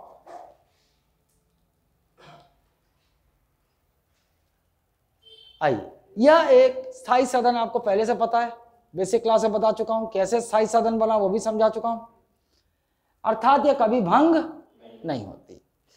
प्रत्येक, क्यों भंग नहीं होती भाई, क्योंकि इसकी व्यवस्था कैसी है, प्रत्येक 2 वर्ष में राज्यसभा के कितने, 1/3 सदस्य, 1/3 सदस्य अपना 6 वर्ष का कार्यकाल पूर्ण कर रिटायर होते हैं और नए 1/3 सदस्य चुनकर भेज दिए जाते हैं। तो ये चक्र चलता रहता है। ठीक, राज्यसभा का कार्यकाल नहीं होता क्योंकि यह एक स्थायी सदन, ये सिंपल से फैक्ट। राज्यसभा के सदस्यों का कार्यकाल है ना, मुझे लग रहा है कि आप पहले के वो क्लासेस हो चुकी हैं तो आपको बिल्कुल यहाँ पर वो समस्या नजर नहीं आ रही होगी। याद रहे, राज्यसभा का कोई कार्यकाल नहीं होता, राज्यसभा एक स्थायी सदन होती है, लेकिन राज्यसभा के सदस्यों का कार्यकाल होता है 6 वर्ष का, जबकि लोकसभा कार्यकाल और लोकसभा सदस्यों का कार्यकाल, हाँ ठीक, 1/3 सदस्य जो अपना कार्यकाल पूर्ण करते हैं वह पुनः निर्वाचित या मनोनीत हो सकते हैं। एक और चीज भाई, 6 वर्ष का कार्यकाल मनोनीत सदस्य भी पूरा कर ले या निर्वाचित सदस्य पूरा कर ले तो क्या दोबारा नहीं बन सकता, नहीं, अनलिमिटेड बुफे है। ठीक, फिर से चुनाव जीत जाएगा या फिर से मनोनीत हो जाएगा तो फिर से सदस्य 6 वर्ष के लिए बन जाएगा। संविधान ने राज्यसभा के सदस्यों का कार्यकाल तय नहीं किया। एक और खास बात, अब ये देखो थोड़ा ऊपर के लेवल में जब जाएगा ना, कूट के लेवल में, तब यहां पटकेगा कि ये जो हम बात कर रहे हैं बार बार राज्यसभा के सदस्यों का कार्यकाल 6 वर्ष, क्या संविधान में दिया है? नहीं, ये संविधान में नहीं दिया है। कहां दिया है? यह संसद के जनप्रतिनिधि अधिनियम 1951 के द्वारा बनाया गया है। मतलब इसका विवरण कहां है? जनप्रतिनिधि अधिनियम 1951 में। इसको क्या बोलते हैं इंग्लिश में? People's representation act, representation of people's act 1951, representation of people's act 1951।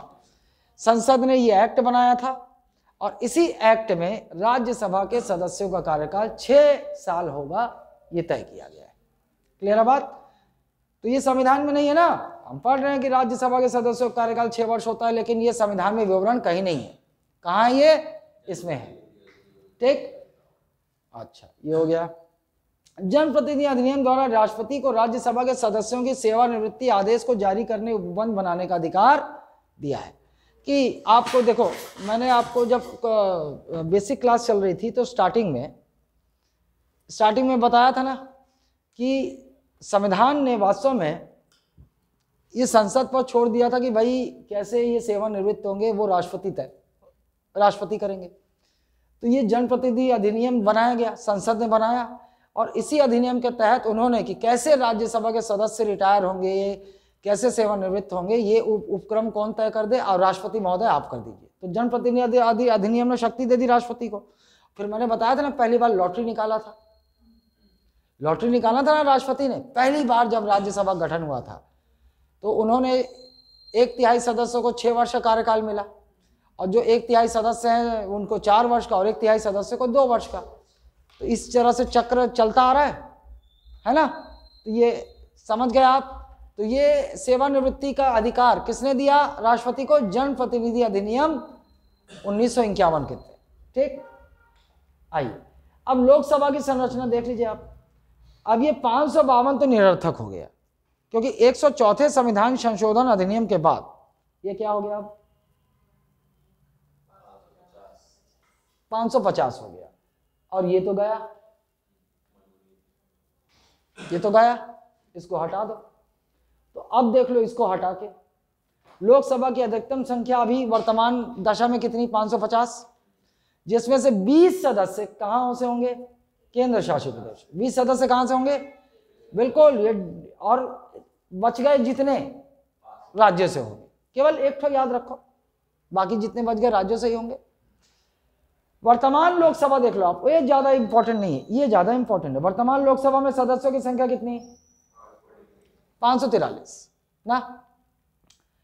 अब इसमें देखिए मनोनीत ये भी गया, कौन से संविधान, ये दोनों कहां से चले गए,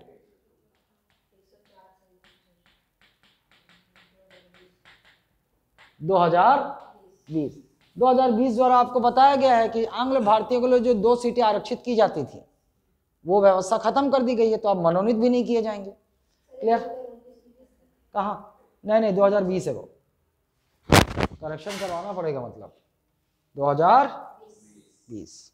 राष्ट्रपति 19 में दोनों सदनों ने पारित कर दिया था, लेकिन राष्ट्रपति का हस्ताक्षर होते होते 2020 आ गया। ठीक, अच्छा ये नीचे लिखा हुआ है, इसलिए यहां काटा नहीं गया है, नीचे लिखा हुआ है कि 104 संविधान संशोधन अधिनियम, नीचे देखें, नोट नीचे देखें, वर्तमान लोकसभा विधानसभा में क्रमशः 2 आंग्ल भारतीय का मनोनयन 2 और 1 के लिए जारी नहीं रखा गया है। ठीक है, क्लियर है। अब देखो यहां से पूछेगा आंकड़ा, 543 में से कितने आपके यहां से केंद्र शासित प्रदेश से, 19, कितने, 19 देखो, है ना, कैसे करे है यार,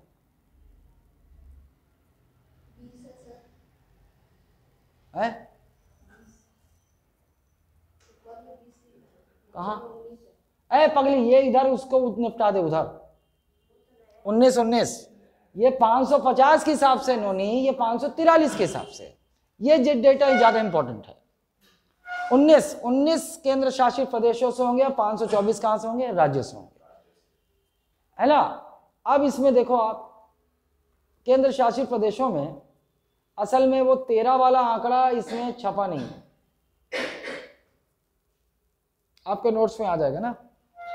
ये याद रखो, जम्मू कश्मीर केंद्र शासित प्रदेश है, यहां इनको 5 लोकसभा सीट आवंटित है, और लद्दाख को 1, वो 13 वाला आंकड़ा अभी तो मुझे ऐसे याद नहीं है, लेकिन ये नोट्स में होगा, यहाँ उसने अपडेट नहीं किया।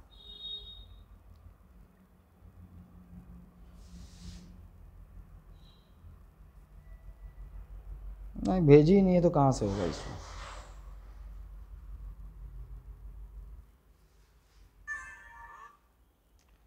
मनमोहन सिंह नहीं रहे,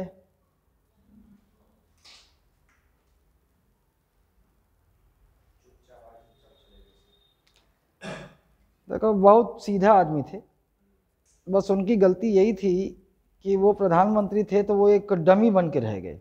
मतलब कांग्रेस के इतने बड़े भक्त थे कि जैसे चाहे उसको घुमा दिया जाए, उनके नाक के नीचे सब कुछ कर लेते थे, लेकिन बहुत सज्जन व्यक्ति थे, एकदम सिधवा ना, रोबोट जैसे चलते थे, ऐसे है ना, सॉफ्ट ब्रिलियंट माइंड, सॉफ्ट नेचर्ड, जैसे आप अब्दुल कलाम जी, है ना। तो इस तरह के, वो तो हो गया, उनका समय था कि चलो वहाँ पहुँच गए वो, अब तो ऐसे लोगों के लिए दुनिया है भी नहीं। ठीक है, अब्दुल कलाम साहब पहुँच गए, वहाँ तक पहुँच गए, और ये पहुँच गए, अब ऐसे लोग तो जी भी नहीं पाएंगे। आओ, लोकसभा में राज्यों के प्रतिनिधि राज्यों के विभिन्न क्षेत्रों के लोगों द्वारा प्रत्यक्ष रूप से चुने जाते हैं, कोई समझाने की जरूरत है नहीं। ये बहुत इंपॉर्टेंट संविधान संशोधन है आपके सामने, 61वां संविधान संशोधन 1989।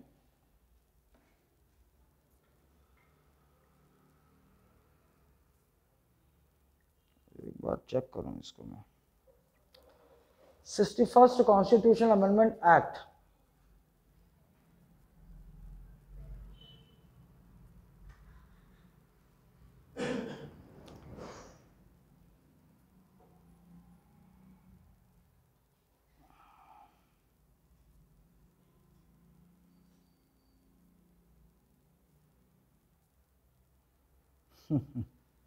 मूर्ख है साले, ये 1989 ही होगा। देखो आप कैसे कई जगह आपको 1988 लिखा दिखाई देगा। देखो जब कोई भी बिल हो, चाहे ऑर्डिनरी बिल हो चाहे मनी बिल हो, भाई दिसंबर में मान लो दोनों हाउस ने पास कर दिया, कोई भी एक्ट अधिनियम तब तक नहीं बनता जब तक राष्ट्रपति अपने हस्ताक्षर, और जब इस पे हस्ताक्षर किया गया तो वो जनवरी आ चुका था। क्लियर है बात? इसीलिए क्या पढ़ेंगे उसको, 61वां संविधान संशोधन अधिनियम 1989। ठीक है। अब बहुत बार पूछता है कि मत देने की आयु, मतलब 1989 से पहले 21 साल जो पूर्ण हो चुके वही मत दे सकते थे, लेकिन इस संविधान संशोधन द्वारा मत देने की आयु को घटा दिया गया, 21 से घटाकर नहीं करना था 18 साल में। तुम बताओ कौन क्या जानता है, कौन क्या जानता है ना? तुम लोग खुद बताओ, तुम लोग जब 18 साल के हुए तो तुम लोग खुद जानते थे किसको वोट देना चाहिए, राजनीति क्या है, वो चोरहा सच वो, तुमको तो लगता होगा बड़ा नेता है, सही अच्छा बोलता होगा, वो तो अभी तुम लोग समझ रहे हो कि सब लबरा होते हैं ना। बल्कि मैं तो बोलता हूं कि 25 वर्ष कर देनी चाहिए भारत की दशा में। हाँ, 25 साल तक लोगों को ठीक से पिछवाड़ा धोने नहीं आता, वो सरकार क्या चुनेंगे ना। आओ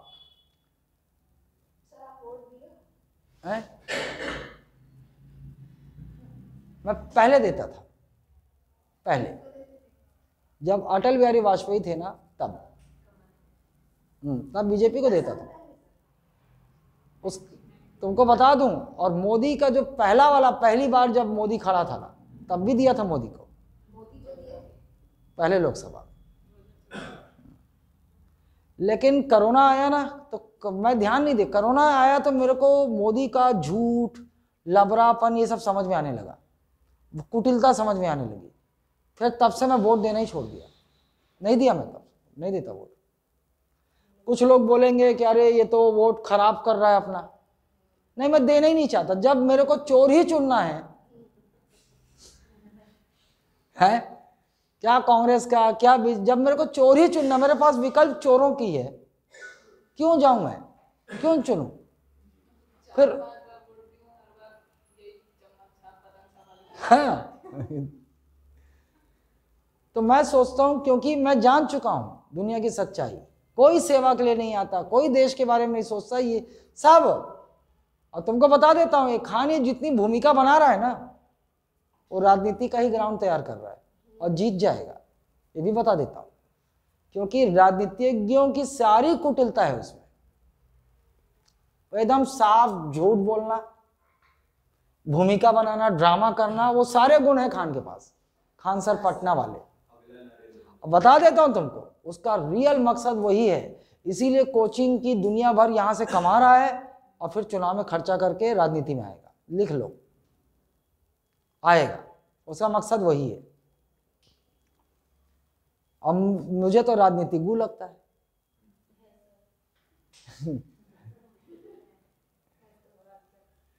संविधान ने संसद को संघ राज्य क्षेत्रों के प्रतिनिधियों को चुनने की विधि के निर्धारण का अधिकार दिया है संविधान ने, कि भैया संघ राज्य क्षेत्रों से कैसे वो राज्यसभा के सदस्यों को चुनेंगे, ये निर्धारण कौन कर सकेगा? संसद। ठीक, संसद ने संघ राज्य क्षेत्र अधिनियम 1965, ये रेयर वाला है, ये सब, ये दोनों लाइन रेयर है, रेयर। ठीक, मतलब इनके आने की चांसेस बहुत कम है। ठीक, अधिनियम तो संघ राज्य दिया है, संविधान ने किसे अधिकार दिया? संसद को दिया, कि भाई संघ राज्य क्षेत्रों से कैसे राज्यसभा सदस्य चुने जाएंगे, है ना, या लोकसभा सदस्य चुने जाएंगे। तो ये तय का संविधान ने शक्ति किसको दी? संसद को। और संसद ने इसके बाबत एक अधिनियम बना दिया, संघ राज्य क्षेत्र अधिनियम 1965। ठीक, अच्छा, ये समझ। अगर आंग्ल भारतीय समुदाय का लोकसभा के प्रत्येक निर्वाचन में पर्याप्त, अब ये तो भाई है ही नहीं, है क्या ये?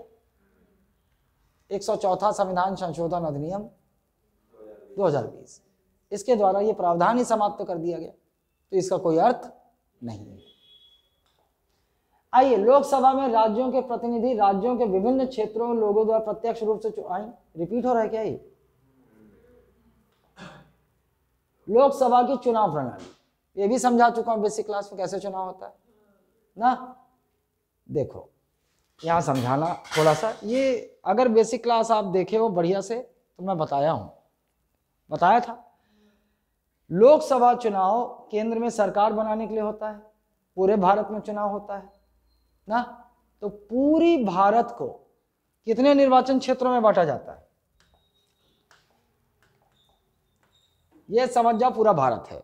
अब पूरे भारत में लोकसभा आम चुनाव होने हैं और कितनी सीटें हैं लोकसभा की, तो आप जान जाएं कि पूरे भारत को 543 लोकसभा निर्वाचन क्षेत्रों में बांटा जाएगा। इंग्लिश में अपन क्या बोलते हैं, लोकसभा कॉन्स्टिट्यूएंसी बोलते हैं, ठीक। लोकसभा कॉन्स्टिट्यूएंसीज में बांटा जाएगा पूरे भारत, ठीक। और आपको पता है जब ये बटाई होगी, लोग पूरे भारत को 543 लोकसभा निर्वाचन क्षेत्रों में जब बांटा जाएगा, तब ये ध्यान रखा जाएगा कि किस राज्य को कितनी लोकसभा सीटें आवंटित हैं। जैसे छत्तीसगढ़ को कितनी है? अबे सालों, वो विधानसभा है 90, 11 लोकसभा सीटें हैं, तो छत्तीसगढ़ को कितने लोकसभा सीटों में बांटा जाएगा? 11, ठीक। अब देखो, जब तो संविधान ना 2 प्रावधान करता है कि जब लोकसभा सीटों का जो निर्माण होगा, तो सबसे पहली बात ये बात ध्यान रखनी है कि पूरी की पूरी 543 सीटों में जनसंख्या का अनुपात एक समान हो। The ratio of the population of all the 543 Lok Sabha constituencies must be same as far as possible. Must be same नहीं बोल रहा है एकदम एग्जैक्ट होना चाहिए, 10 लाख 10 लाख 10 लाख, ऐसा नहीं। वो बोल रहा है कि जब पूरे देश भर में 543 लोकसभा सीटों का निर्माण किया जाए, तो यथासंभव प्रयास किया जाए कि पूरी सारी लोकसभा सीटों में जनसंख्या का अनुपात एक समान हो, यथासंभव, ठीक। दूसरा क्या बोलता है कि भाई यही 543 लोकसभा सीटें तो राज्यों और संघ शासित प्रदेशों को विभाजित कर दी जाएंगी, उनकी जनसंख्या के अनुपात में दे दी जाएंगी, अलॉट कर दी गई हैं। तो भाई जिस राज्य को जितनी लोकसभा सीट मिली है, तो उस राज्य में जब लोकसभा सीटों में विभाजन किया जाए, तो वहां प्रयास करना यथासंभव कि राज्यों की सारी लोकसभा सीटों में जनसंख्या का अनुपात एक समान हो, यथासंभव। हो नहीं सकता एकदम कि 543 लोकसभा जनसंख्या एग्जैक्ट हो जाए, 9,09,099 एग्जैक्ट हो जाए, ऐसा हो नहीं सकता। लेकिन प्रयास करना है। जैसे मान लो ये एक राज्य है, अच्छा, आपको ये भी पता है कि 543 जो लोकसभा सीटें निर्धारण किया गया कौन सी जनसंख्या पर? 1971 की जो जनगणना है, बहुत हाल जल्द देखना आप चेंज हो जाएगा, है ना। 2026 खत्म होने वाला है, चेंज हो जाएगा। खत्म होने से पहले बिल आ जाएगा, देख लेना आप, वो व्यवस्था कर दी जाएगी। अच्छा, 1971 मान लेते हैं, उस समय देश की जनसंख्या कितनी थी? पूरी 1 लाख। 1 लाख, पूरे देश की जनसंख्या 1 लाख, जो कि मजाक है। हम तो आजादी के समय भी 30 करोड़ थे ना। 1 लाख, अब मतलब 1 लाख पूरे देश की जनसंख्या है, तो 1 लाख को किससे डिवाइड करेंगे? अब जो जनसंख्या आएगी, मतलब ये तय हो जाएगा कि एक लोकसभा सीट कितनी जनसंख्या पे बनाई जाएगी, यही होगा ना। कितना आएगा ऐसे डिवाइड करोगे तो कते का ही।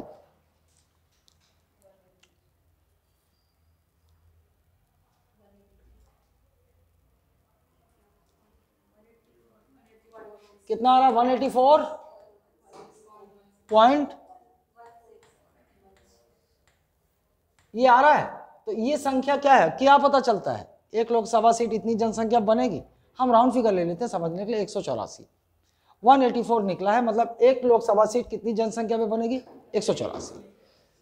भाई 360-68, इस राज्य की जनसंख्या कितनी? 300, 1 लाख में 368, तो आप इसको कितनी लोकसभा सीटें मिलेंगी? आप डिवाइड कर दो 184 से। 184 डिवाइड कितनी आ रही? 2, तो इस राज्य को 2 लोकसभा सीटें मिली। अब 368 इसका है, तो 364, 184 पे 1 लोकसभा सीट, 184 पे 1, 2 तय हो गया। यहां तो दोनों सीट बराबर हो गई जनसंख्या पे। लेकिन मान लेते हैं ये पड़ोसी राज्य है, इसकी हो गई 370 जनसंख्या, इसकी जनसंख्या एग्जैक्ट थोड़ी होगी सबकी, 370 हो गई। अब इसको कितनी लोकसभा सीटें मिले डिवाइड करोगे तो 2, और शेषफल बचा 2। अब 2 को मार काट के तुम लोग शेषफल हो काट के फेंक देते हैं दरिया में, फेंक दें? नहीं फेंक सकते भाई। फिर क्या होगा कि अब 2 शेषफल बच गया तो बराबर बराबर बांट दिया जाएगा। तो यहां इस राज्य में क्या हो जाएगा, एक लोकसभा सीट कितने पे बनी, 185। समझ के बराबर बराबर बांट देंगे। लेकिन कई बार हो सकता है बराबर नहीं बांट, 371 होती तो 371 होती तो किसी एक में एक ज्यादा होता, वो लॉटरी से तय हो जाता कि कहां ज्यादा हो। क्लियर है? समझ गए ना? लॉटरी चल एक ए वाले में जही ए वाले में जही। हाँ ठीक, ये तो समझ गए आप। मतलब राज्यों में भी जब लोकसभा कॉन्स्टिट्यूएंसी बनाई जाएगी तब भी ध्यान रखना होगा कि राज्य की सभी लोकसभा सीटों की में जनसंख्या का अनुपात यथासंभव एक समान हो। ठीक, बात क्लियर है? आइए, ये वही बातें की गई हैं। लेकिन ये जो प्रावधान है यह उपबंध उन राज्यों में लागू नहीं होता जिनकी जनसंख्या 60 लाख से कम है, वहां लागू नहीं होता ना। 60 लाख से जिनकी जनसंख्या, तो उनको अपवाद स्वरूप छोड़ दिया गया है कि कुछ राज्यों में केवल बहुत कम जनसंख्या है, तो अपवाद स्वरूप मान लो विशेष है तो कुछ 60 लाख से कम है, तो वहां पर जो है छूट दे दी गई। इधर आइए, प्रत्येक राज्य को प्रादेशिक निर्वाचन क्षेत्रों में ऐसी रीति से, वही बात है, नोट लोकसभा राज्यसभा विधानसभा में सीटों का आवंटन, ये भी आपको पता है।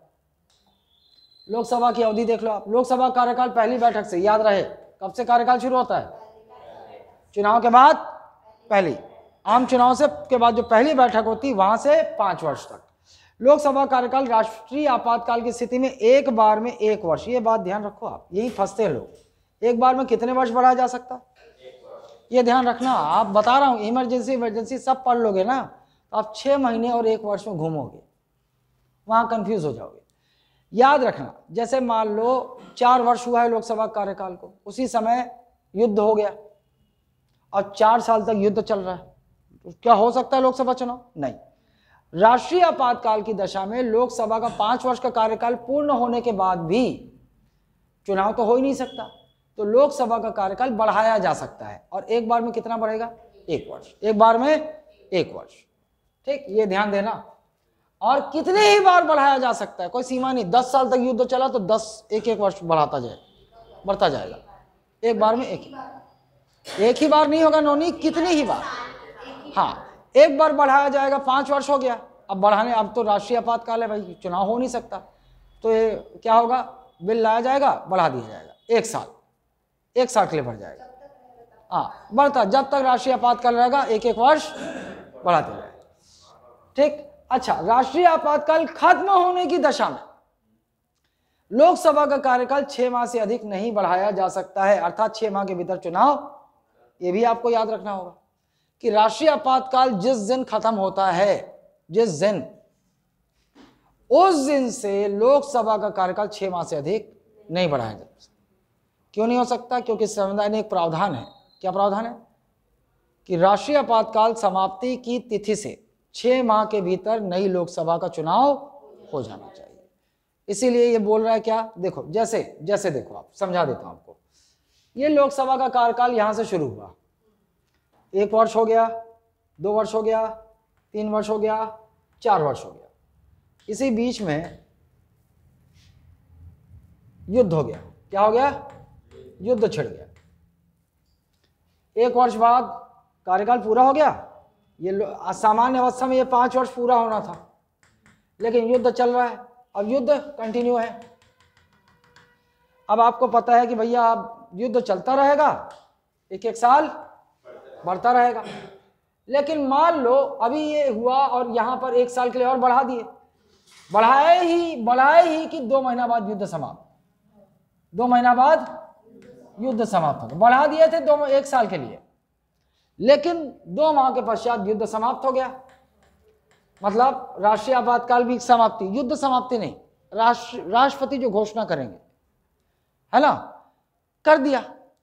अब क्या बोल रहा है, नहीं भाई, आप बोलोगे कि सर 1 साल के लिए तो बढ़ा दिया, 1 साल तक रहेगा, नहीं, राष्ट्रीय आपातकाल समाप्त होने की स्थिति में अब इससे ज्यादा कितने, 6 माह, 6 माह से अधिक नहीं बढ़ाया जा सकता। क्यों?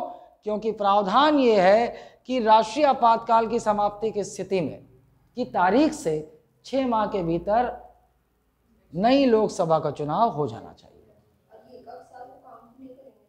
कहाँ नहीं, काउंट करेंगे ना भैया, ये 5वां है, 5वां लोकसभा था जिसका कार्यकाल सर्वाधिक बार बढ़ाया गया, वही इंदिरा गांधी वाला समय ना। पहले तो सेकंड चलता रहा वॉर, 1971 वाला याद है ना आपको, बांग्लादेश है, नहीं याद है? अच्छा चलो आपातकाल में रहने दो। पहला 1962 में लगा था, 1965 तक चीन से हम युद्ध लड़े, पराजय हुई हमारी बदकिस्मती से। चीन से युद्ध समाप्ति हुआ था, पाकिस्तान कूद गया हरामजादा।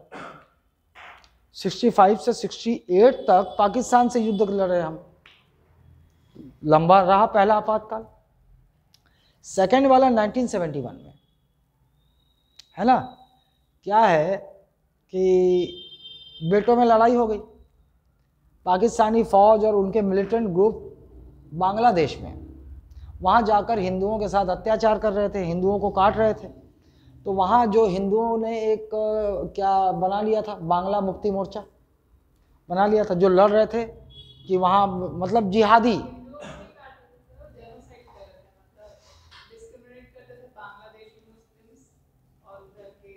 हाँ, अरे तो हिंदुओं का कौन सा छोड़ रहे थे, हाँ, तो हिंदुओं को भी बहुत मारा काटे जाना लगा उसी समय। हाँ वो सही बोल रही, जीनोसाइड, प्रॉपर जीनोसाइड ही था। जीनोसाइड मतलब धर्म के, समुदाय के आधार पर जब मारा जाता है ना किसी को, वो जीनोसाइड हो जाता है। तो मारा जा रहा था, तो उसमें हिंदुओं को कौन छोड़ने वाला है ऐसी दशा में। तो हिंदू भाग भाग कर उसी समय आपके ये जो असम और बंगाल वाला एरिया दिख रहा है ना, भारत की शरण में आने लगे। और भारत सरकार ने भी थोड़ी लिबरल रहे वो लोग कि बेचारे अपने ही तो हैं, कहाँ जाएंगे। तो ये सब उसी समय वही दौर है जिसमें पखानजूर में बसाया गया है, पता ना आपको, पखानजूर में बंगालियों को, पूरा बंगाली कॉलोनी है, उसी समय के बांग्लादेशियों को बसाया गया, वहाँ पर कैंप है वहाँ पर, ठीक। तो उसी समय बांग्लादेश वहाँ पर, तो उन्होंने, भारत को मौका मिल गया, तो भारतीय सेना चली गई वहाँ, फिर हमारा लड़ाई हो गया पाकिस्तान से। और फिर क्या हुआ, हमने क्या किया, उसको बांग्लादेश को पाकिस्तानियों को चुंगल से छुड़ाया और बांग्लादेश एक अलग राष्ट्र में कंट्री बन गया, पाकिस्तान से अलग होकर एक नया देश बन गया, ठीक। ये 75 तक समाप्त हो गया था, 75 तक इमरजेंसी लगी रही हमारे यहाँ, क्योंकि 1970 में वॉर हो गया, है ना। लेकिन 75 में शांति हो गया था, सब समाप्त हो गया था, अब इमरजेंसी खत्म करने की बारी थी। लेकिन इंदिरा गांधी को माहौल ऐसा बन गया था कि कांग्रेस चुनाव नहीं जीत पाती, वही समय का दुरुपयोग, तीसरा इमरजेंसी लगा दिया, सेकंड खत्म भी नहीं हुआ था, समाप्त, तीसरा लगा दिया। आंतरिक अशांति के आधार पर, आंतरिक अशांति मतलब देश में विद्रोह हो सकता है, आंतरिक अशांति के आधार पर लगा दिया। 77 में दूसरा और तीसरा आपातकाल राष्ट्रपति ने वापस ले लिया, बीडी जत्ती ने, चुनाव हुए लेकिन फिर भी कांग्रेस जीत नहीं पाई, है ना। और कौन सी,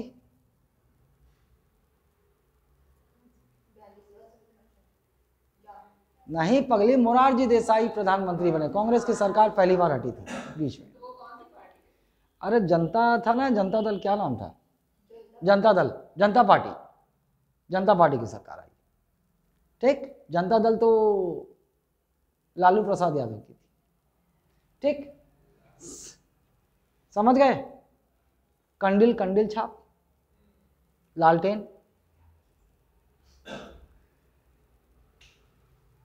क्लियर है। Have a break. देखो यहां पर मैं बोर्ड पे ज्यादा, चलो ये तो समझ गए आप, आगे चलिए।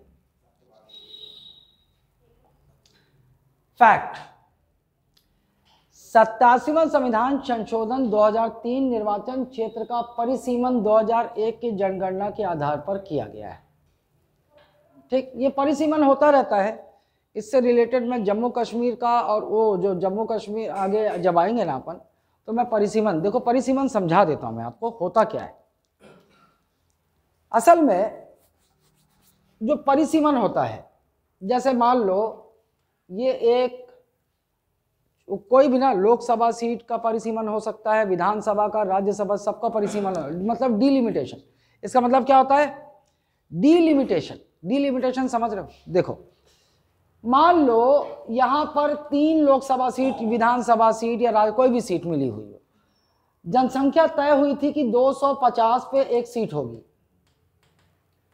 अब समय समय पर परिसीमन, संसद जो है एक अधिनियम पारित करके परिसीमन करती है, एक परिसीमन आयोग बनाती है। संसद एक अधिनियम पारित करती है और एक डिलिमिटेशन कमीशन का गठन करती है, परिसीमन आयोग कहते हैं उसको। मतलब वो फिर से सीमांकन करेगी। कैसे? इन 10 सालों में, भाई आपको पता है 1971 की जनगणना के आधार पर सीटों का आवंटन हुआ है ना, बांटा गया। इन 10 सालों में हो सकता है कि यहाँ के 50 लोग यहाँ जाके बस गए, यहाँ के वोटर आईडी कार्ड में नाम जुड़वा लिए, तो यहाँ तो 200 हो गए। और 10 सालों में यहाँ के लोग,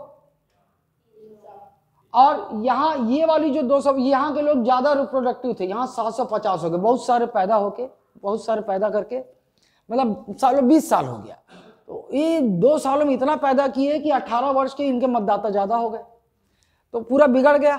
पहले जो भी किया गया था तो बिगड़ गया, तो परिसीमन किया जाता है। फिर क्या किया जाता है? परिसीमन फिर से।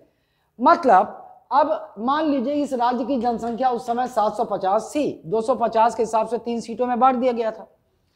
अब इसकी जनसंख्या 20 सालों बाद हो चुकी है 2000, और इसको सीटें कितनी मिली हैं? 3। तो कई बार ऐसा हो सकता है कि जब सीटें बढ़ेंगी तो अलग बात है, सीटें बढ़ भी सकती हैं, जैसा कि अभी होगा। जब सीटों की संख्या बढ़ाई जाएगी ना, तो परिसीमन भी होगा 2026 के बाद। ठीक, 2026 के बाद परिसीमन भी होगा। तो ये देख लीजिए कि कई बार होता है कि बिना सीटें बढ़ाई भी होती है। जैसे कि 2026 के बाद होगा तो आपको ये निश्चित है कि परिसीमन भी होगा। बढ़ी हुई जनसंख्या के हिसाब से जब फिर से सीटों का आवंटन किया जाएगा तो फिर से सीटें बढ़ेंगी भी और फिर से परिसीमन किया जाएगा। सारे, चाहे लोकसभा क्षेत्र हो, चाहे विधानसभा क्षेत्र हो, चाहे राज्यसभा क्षेत्र हो। ठीक है, ओके।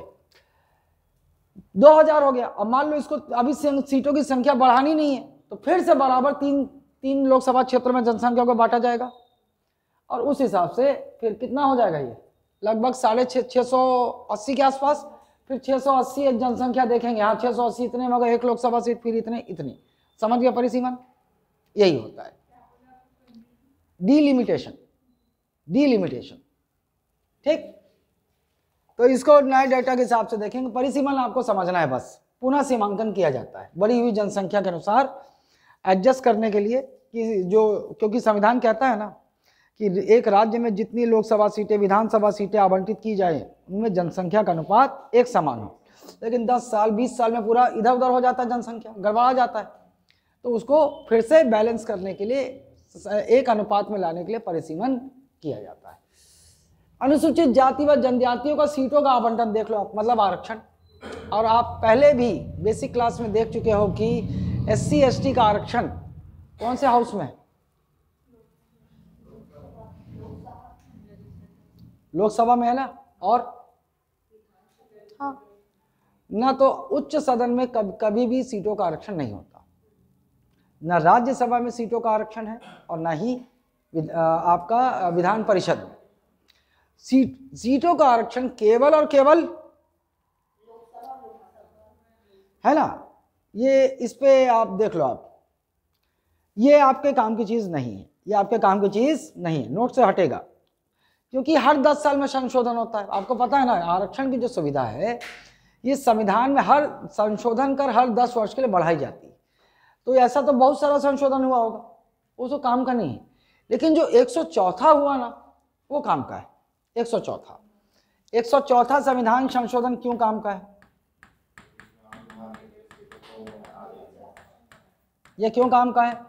क्योंकि अगले 10 वर्षों के लिए एससी और एसटी के सीटों का आरक्षण बढ़ा दिया गया है।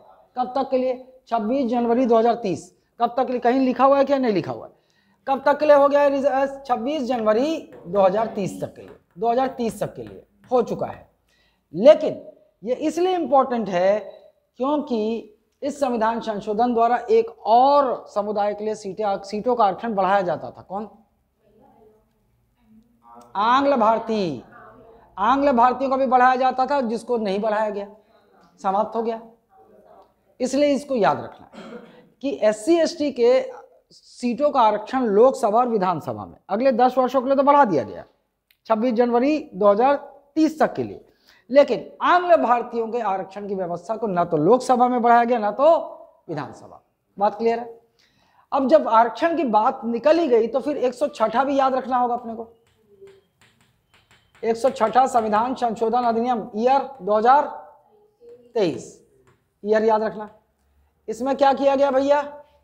महिला आरक्षण की व्यवस्था की गई, विमेन रिजर्वेशन, महिला आरक्षण की व्यवस्था कर दी गई। कितना प्रतिशत? कहां और विधानसभा। लेकिन क्या ये अभी लागू है? नहीं। कब से लागू होगा? 2029 के लोकसभा चुनाव से ये लागू होगा। इसी बीच में आप देखना, क्योंकि क्या देखो लागू क्यों नहीं किया गया है कि आपको 2026 में फिर से सीटों की संख्या बढ़ाई जाएगी, फिर से बढ़ाया जाएगा, वो जो कैप खोल दिया जाएगा, फिर सीटों की संख्या जो निश्चित बढ़ जाएगी, उसके बाद उसके हिसाब से 33% महिलाओं को सीटें दी जाएंगी। लेट जानना चाहती क्यों? हाँ देखो, अभी आरक्षण नहीं है महिला का। 543 लोकसभा या विधानसभा जितने भी सीटें हैं, मान लो एक ठो साला नेता अपनी इस लोकसभा सीट में बेदा खिला पिला के दारू पेटीकोट बांट उठ के पटा के रखा है, जमा के रखा अपना धंधा ना। जब सीटें आरक्षित होंगी तो लॉटरी से होंगी भैया, कोई भी सीट आरक्षित हो जाएगी महिला के लिए। तो ये लोग नहीं चाहते कि हम पुरुषों की संख्या कम हो, तो जब सीटें बढ़ जाएंगी तो उसके हिसाब से 33% सीटें उनको दे देंगे। अगर 543 में अभी 33% सीटें, ये आज का प्रयास नहीं है, तुमको पता है 108वां संविधान संशोधन अधिनियम बिल आया था महिला के लिए सबसे पहली बार, पारित ही नहीं हो पाया। वो ये बात जरूर करते थे नेता लोग, लेकिन पास नहीं करते, फंसा देते थे उसे किसी न किसी पेज में, है ना। लेकिन अब उनको लगा कि साली अब महिलाएं ज़्यादा जागरूक हो गई, अब ज़्यादा इधर उधर पहनाएंगे, टोपी पहनाएंगे तो पता चला वोट नहीं देंगे। तो अब जाकर उन्होंने इसको पास किया है। और 2029 में, अब पता क्यों पास किया बताओ? क्योंकि इनको पता है कि 2026 के बाद सीटें बढ़ेंगी, नई जनसंख्या के अनुसार विधानसभा की भी सीटें बढ़ेंगी, लोकसभा की भी सीटें बढ़ेंगी, राज्यसभा की भी सीटें बढ़ेंगी। तो भैया अब जब सीटें बढ़ जाएंगी, मान लो ये कितना 800 के करीब हो जाएगा, तो इसका 33% कितना हुआ? 240, तब महिलाओं को दे देंगे। तो अभी भी जो पुरुष हैं अपना इधर उधर लड़ लेंगे ना, भले वो सीट आरक्षित हो जाएगी लेकिन बगल वाली सीट से लड़ लेंगे, उधर से लड़ लेंगे। तो पुरुष अपना वर्चस्व नहीं खोना चाहते जो पहले से हैं, समझ रहे हो? ये है चक्कर। तुमको क्या पता है, नेताओं से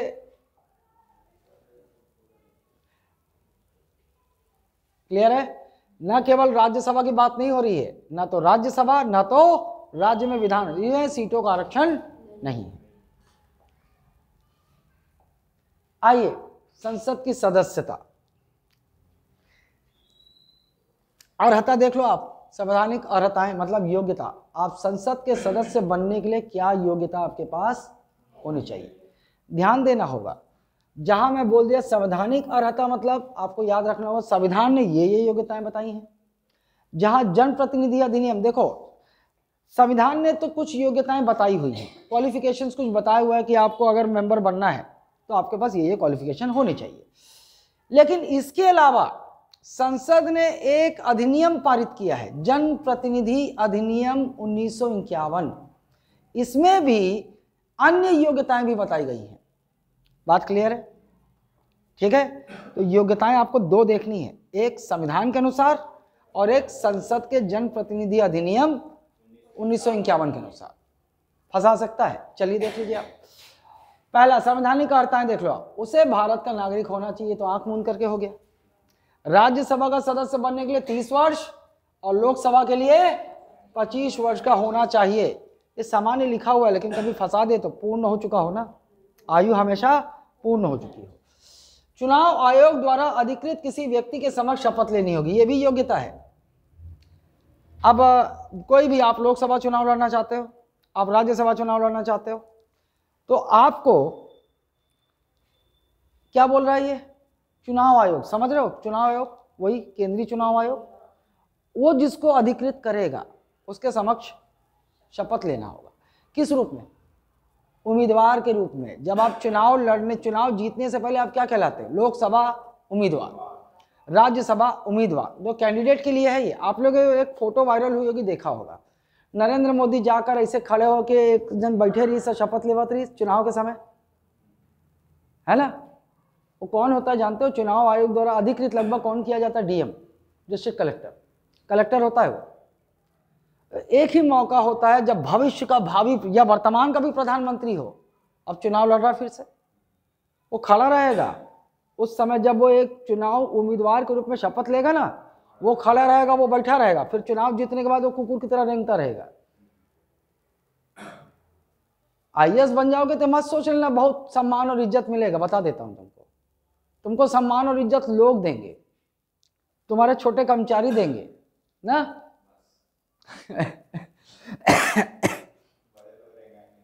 उसके बाद तो तुम्हें नहीं मालूम है, ये मंत्री ना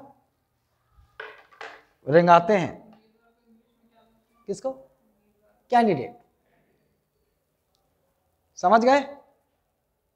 उसके बाद वो उस समय उस दिन बैठा था, उसके बाद जाके पता चलता होगा कि वही आया जूता साफ कर रहा है, मोदी साहब। क्योंकि बहुत कम, ऐसा मजाक इसलिए उड़ाता हूं कि बहुत कम मर्द अधिकारी होते हैं जो अपनी शर्तों पर नौकरी करते। क्या कर लेगा बे तू? ट्रांसफर करेगा? कर दे, बोरिया बिस्तर गाड़ी में बांध के रखता हूं। हैं कुछ अधिकारी ऐसे भी हुए हैं, किसी के नहीं सुनते थे। एक था स्टाइलिश, क्या नाम था, जो एक फोटो वायरल हुआ, अगर रमन मोदी आया था तो चश्मा पहन के सनग्लास लगा के हाथ मिला रहा था। अरे रायपुर का नगर निगम कमिश्नर भी था। हाँ, अरे आईएएस था भाई। हाँ, अरे बहुत अच्छा नाम है यार। अच्छा, 1 रुपया लेता है सैलरी वो सरकार से। हाँ, अरे बड़ा मतलब बड़ा अच्छा नाम है, अचानक मेरे भी दिमाग से उतर गया है। बहुत अमीर है वो, बता दूं तुमको। 1 रुपया सैलरी लेता है वो सरकार से। हाँ, अरे 5,000 10,000 करोड़ का मालिक है वो, कॉर्पोरेट घराने से है, बहुत अमीर है, किसी की नहीं सुनता वो। अमित कटारिया है ना। अमित कटारिया ऐसा है ना, जहाँ रहता है ना तो वो नेता लोगों की तो सुनता ही नहीं है। आपने देखा होगा ये रायपुर रेलवे स्टेशन में वो रेलवे स्टेशन के बाद पूरा कब्जा जमा के बैठे थे वर्षों से, सारे राजनेताओं के संरक्षण में थे। वो जैसे ही बना वहां का, एक दिन पहुंचा और एक नोटिस दिया, पहुंचा, तोड़ो, अल्टीमेटम दे रहा हूं, तोड़ो, है ना। उसके बाद बता रहा हूं तुमको, जब वो तो बड़े मंत्री को फोन आ लगा, उसको बात करूंगा मैं, पहले काम कर लो। और पता था क्यों आ रहा फोन ना, और उसके बाद जब काम, अरे यार वो क्या कर रहे हो तुम यार, वो अपने आदमी है, काम तो हो गया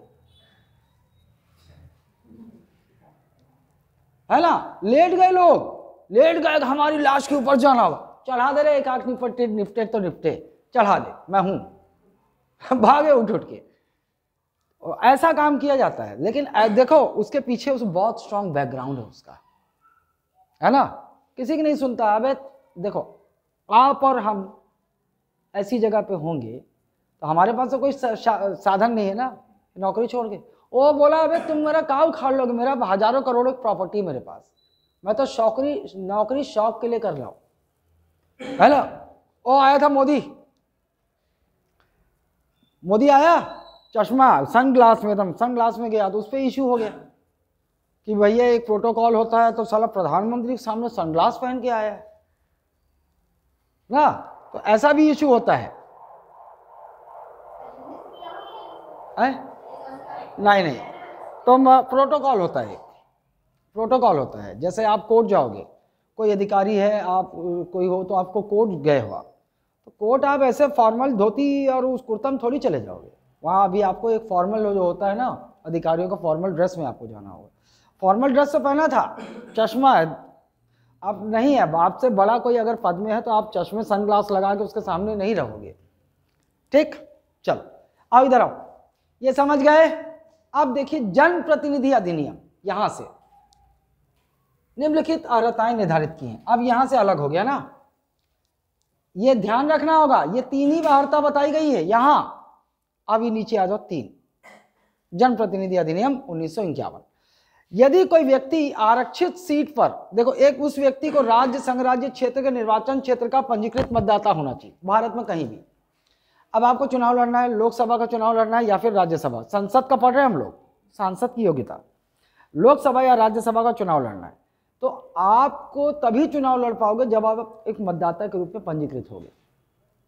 आपको छत्तीसगढ़ लोकसभा से चुनाव लड़ना है, कोई बात नहीं, आप भारत के किसी भी हिस्से में पंजीकृत मतदाता हो सकते हो, कहीं भी, किसी भी राज्य में, किसी भी संघ राज्य क्षेत्र में यदि आप पंजीकृत मतदाता हो तो आप जनप्रतिनिधि अधिनियम के तहत वो योग्यता है आपके पास। पहली बात समझ गए।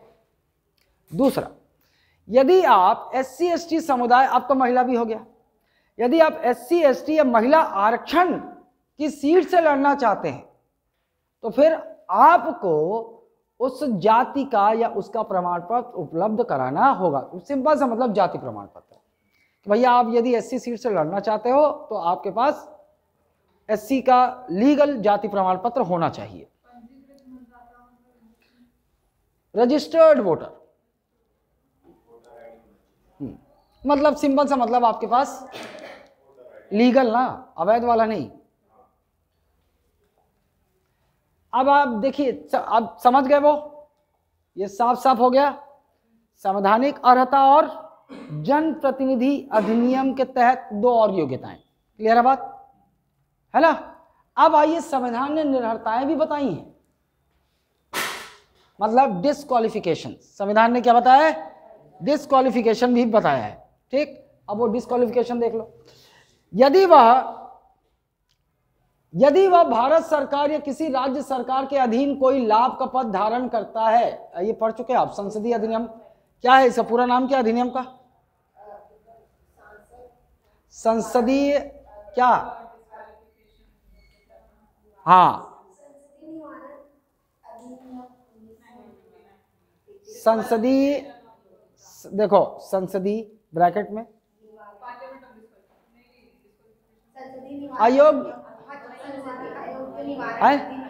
अयोग्यता निवारण अधिनियम 1900, इसके अनुसार देखो, इसको छोड़कर आपको यदि आप भारत सरकार या राज्य सरकार या वो स्थानीय, अगर उसमें आप लाभ के पद पर हैं तो आप अयोग्य हैं, आप चुनाव नहीं लड़ सकते। बात क्लियर है? यदि वह विकृत चित्त का है, मतलब सीधा सा मतलब हाउ बहियागे है, अब ऐसा वो वहां लिख के थोड़ी देगा, ऐसे लिख भी सकता है, लेकिन विकृत चित्त समझ गया ना, unsound mind, if he is of unsound mind, unsound mind, unsound mind, ठीक, if he is of unsound mind, ठीक है, ये समझ गए। यदि वह घोषित दिवालिया हो, बैंकक्रप्ट, बैंकक्रप्ट, बैंकक्रप्ट मतलब आपने बैंक से लोन लिया और आप डिफाल्टर घोषित कर दो, नहीं दे सकता पैसा, मेरे पास पैसा नहीं, मैं डिफाल्टर हूं, वही है दिवालिया। किसको? जो इस तरह का व्यक्ति होता है वो यही काम करता रहता है है ना, फर्जी तरीके से आपको एकदम तरह तरह कहानियां बताएगा, आपसे कर्जा ले लेगा गायब, है ना, बैंक से कर्जा ले लेगा फ्रॉड तरीके से गायब, ऐसे ही करते हैं हम लोग। घोषित दिवालिया, डिक्लेयर्ड बैंकक्रप्ट हो। यदि वह भारत का नागरिक नहीं है या उसने किसी विदेशी राज्य की नागरिकता स्वेच्छा से अर्जित कर ली। आपको पता है अगर आप भारतीय संविधान के अनुसार आपके पास केवल एक ही नागरिकता हो सकती, वो है भारतीय नागरिकता। यदि आपने अन्य देश की नागरिकता स्वेच्छा से अपनी मर्जी से ले ली है तो आपकी भारतीय नागरिकता तो ऐसी गई, तो भी आप डिस्क्वालीफाई हो गए। ये समझ रहे हो आप, ये क्या है आपकी संवैधानिक निर्भरता, संवैधानिक अयोग्यता या निर्भरता। यदि पहला क्या है भैया, यदि वह भारत सरकार, राज्य सरकार या स्थानीय प्रशासन में लाभ के पद पर होगा। दूसरा क्या है, हाँ साला वैसा नहीं लिखना है, यदि वह विकृत चित्त का है, अनसाउंड माइंड, अनसाउंड माइंड का इस्तेमाल करता है। घोषित दिवालिया हो, बैंकक्रप्ट। चौथा, यदि वह भारत का नागरिक ना हो। अब ना हो तो आप जानते हो, आपने स्वयं स्वेच्छा से छोड़ दी भारत में, तो भी आप भारत के नागरिक नहीं। यदि आपने किसी अन्य देश की नागरिकता ले ली है तो भी आप, समझ गए। चलिए याद रखिएगा। आइए अब इधर आइए, अब जन प्रतिनिधि अधिनियम 1951 के तहत निर्भरता देख लो आप। यहां थोड़ा ध्यान देना होगा ना, संविधान के अनुसार योग्यता कौन सी है, जन प्रतिनिधि, देखो संविधान के अनुसार योग्यता कौन सी, जन प्रतिनिधि अधिनियम के तहत योग्यता कौन सी है, फिर संविधान के अनुसार निर्भरता कौन सी है, और जन प्रतिनिधि अधिनियम के तहत निर्भरता कौन सी है, ये ध्यान रखना होगा आपको। ठीक, चलो देख लो आप। इधर देखिए भैया, वह चुनावी अपराध या चुनाव में भ्रष्ट आचरण के तहत दोषी करार न दिया जाए, दिया गया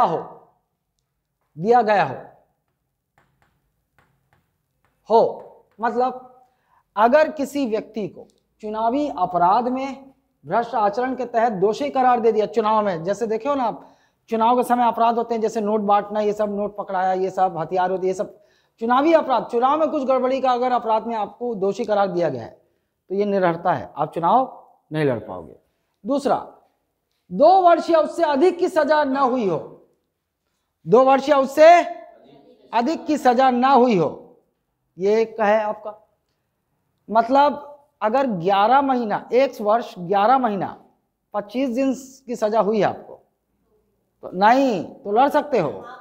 2 वर्ष या उससे अधिक हो गया ना तो नहीं लड़ सकते। क्लियर है? अच्छा, वह निर्धारित समय के अंदर चुनावी खर्च देने में असफल रहा हो। आपको पता है जब आप कोई भी विधानसभा चुनाव, लोकसभा चुनाव लड़ते हैं ना, तो उनको एक समय सीमा, चुनाव एक समय सीमा निर्धारित करता है, इतने समय के भीतर आप पूरे चुनावी खर्च का, आपने कितना पूरा खर्च का ब्यौरा जमा करोगे। अगर वो नहीं कर पाया तो भी अयोग्य हो जाएगा। ठीक, वह निगम में लाभ के पद या निदेशक या प्रबंध निदेशक के पद पर ना हो जिसमें सरकार का 25% हिस्सा हो। मतलब ऐसा कोई कॉर्पोरेशन है ना, ऐसा कोई कॉर्पोरेशन जिसमें वो लाभ के पद पर या निदेशक के, डायरेक्टर या मैनेजर के पद पर ना हो। कैसा निगम? जिस निगम में सरकार की कम से कम 25% हिस्सेदारी है, in which government has at least 25% of stake. ठीक है, क्लियर है? उपरोक्त सभी निर्भरताओं में, अब ये निर्भरता देख लिया आप, तो आपने 2 निर्भरता देखी अभी, कौन कौन सी? एक संवैधानिक निर्भरता देखी आपने और एक जन प्रतिनिधि अधिनियम।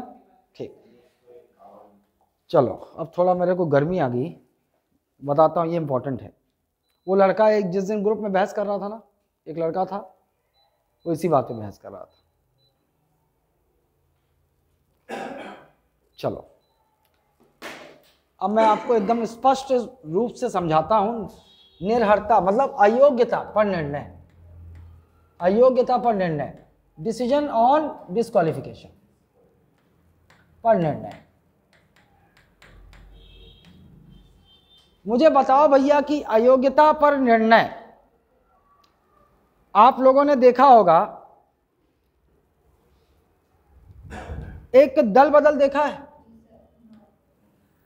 एक कौन सा देखा है आपने, अनुसूची 10 शेड्यूल 10, इसके तहत क्या है, दल बदल कानून, इसके तहत क्या है, दल बदल कानून ना, एंटी डिफेक्शन लॉ इंग्लिश में। और इधर पे आपने दो देखी, कौन कौन सी, एक तो आपने संवैधानिक निर्भरता देखी, संवैधानिक निर्भरता, निर्भरता निर प्लस, और क्या देखा आपने, जन प्रतिनिधि अधिनियम 1951 के तहत अयोग्यता देखी आपने ना। अच्छा, अब दल बदल के तहत मेरे को बताओ 4 अयोग्यता था, क्या क्या था, निर्भरता बता रहा हूं भाई, योग्यता दल बदल में क्या था, वो 4 अयोग्यताएं बताई थी कि वो डिस्क्वालीफाई हो जाएगा कोई मेंबर कैसे डिस्क्वालीफाई हो सकता है, 4 बातें बताई थी। क्या थी पहली,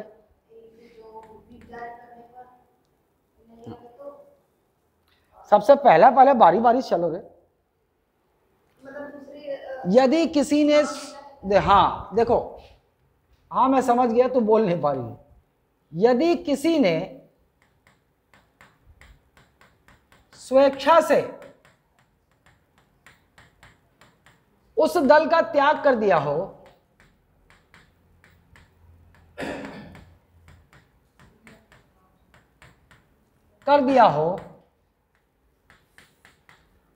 जिस दल के टिकट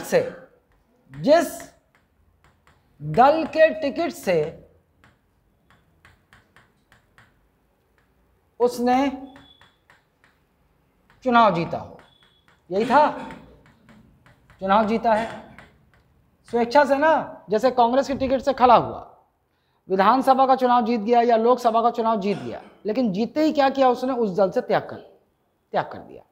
बात क्लियर है, यही था पहला। दूसरा क्या था, अरे तो विप पे ही अटकी हुई है, वो तो तीसरे नंबर पे था।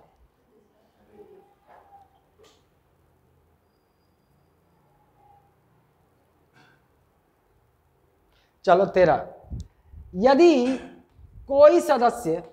यदि किसी दल का सदस्य विप का उल्लंघन कर, किसका उल्लंघन कर, विप, ऐसे लिखा जाता ना, कैसे, ऐसे, विप का नहीं, ये नहीं होगा, विप का उल्लंघन कर अपने दल के विरुद्ध वोट करता है, अपने दल के विरुद्ध वोट करता है, यही था, विरुद्ध वोट करता है तो हो जाएगा डिस्क्वालीफाई ना, दल बदल कानून के तहत। फिर तीसरा, हाँ, निर्दलीय निर्वाचित सदस्य, जो निर्दलीय जीता हुआ सदस्य हो, निर्दलीय जीता सदस्य,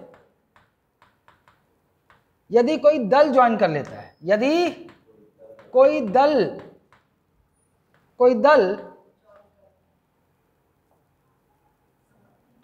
का सदस्य दल की सदस्यता ले लेता है, ऐसा पढ़ेंगे, दल की सदस्यता ग्रहण कर लेता है। भाई निर्दलीय तुम चुनाव जीते हो तो उसके बाद तुम्हें कोई दल की सदस्यता नहीं लेनी है, सदस्यता ग्रहण कर लेता है, तो ये हो गया अयोग्य दल बदल कानून के तहत। एक और बताओ आप, मनोनीत सदस्य, मनोनीत भी तो होते हैं क्या, अभी तो राज्यसभा में होता है ना। मनोनीत सदस्य यदि मनोनयन के 6 माह बाद, मनोनयन के 6 माह बाद किसी दल को की सदस्यता ग्रहण कर लेता है, 6 माह बाद किसी दल की सदस्यता ग्रहण करता है, किसी दल की सदस्यता ग्रहण करता है, ग्रहण करता है। जैसा मैं बना रहा हूं ऐसी कॉपी में आप लोग बनाओगे तभी याद रहेगा स्पष्ट। वो मेरी बात छोड़ दो, है ना।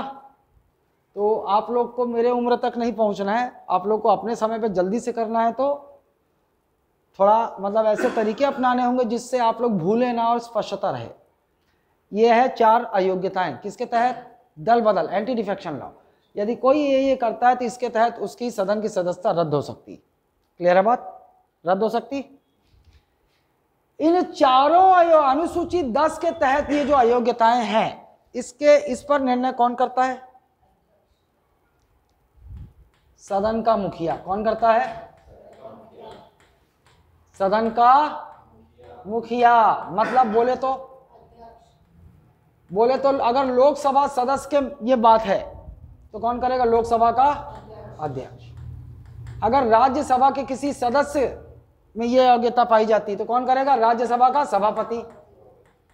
इसी प्रकार राज्य में चले जाएं, अगर कोई विधानसभा का सदस्य किसी राज्य का ऐसा करता है तो फिर विधानसभा का, और अगर मान लो विधान परिषद की बात आए तो सभापति। बात क्लियर है। एक और बात, इन लोग डिसाइड करेंगे दल बदल कानून के तहत यदि यह योग्यता, उसकी सदस्यता रद्द कर सकते हैं। ठीक, अयोग्य घोषित करते हुए उसकी सदस्यता सदन से रिक्त कर देंगे उसके पद को। क्लियर है। लेकिन क्या इनके द्वारा दिए गए निर्णय को क्या चुनौती दी जा सकती? हाँ बिल्कुल दी जा सकती। कहाँ, हाई कोर्ट। चाहे इसकी बात हो, चाहे इसकी, चाहे इसकी, चाहे इसकी। पहला जो कोर्ट जहां पे ये चैलेंज कर सकते हैं इनके डिसीजन को, कहाँ, हाई कोर्ट में। हाई कोर्ट में ध्यान रहेगा।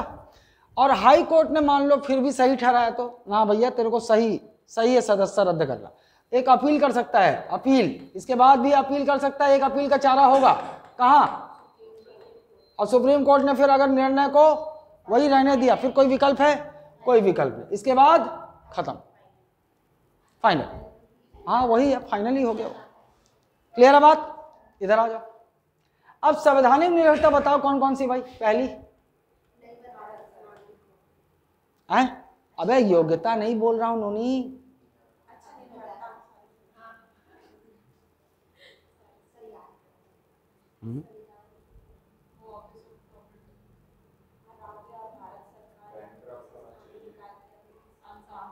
हाँ वो सब याद नहीं आ रहा है क्या, दिवालिया घोषित, विकृत चित, और पहला क्या था, पहला, हाँ ये देखो सबसे पहला लाभ का पद, शॉर्ट में लिख रहा हूं ना। दूसरा वही आ गया हो, विकृत चित्त, दिवालिया शॉर्ट में, और दूसरा भारत का नागरिक ना हो, भारत का नागरिक ना हो, यही था ना हो। ध्यान रखना है सब शॉर्ट में, देखो ऐसे अलग अलग दिखना चाहिए चार्ट में। ठीक, यही था। अच्छा, जनप्रतिनिधि अधिनियम के तहत बताओ भैया। हाँ, चुनाव भ्रष्टाचार में, चुनावी भ्रष्टाचार में लिप्त पाया गया हो, अपराध में लिप्त पाया गया हो, अपराध। दूसरा 2 वर्ष या अधिक, 2 वर्ष या अधिक की सजा, अधिक की सजा, और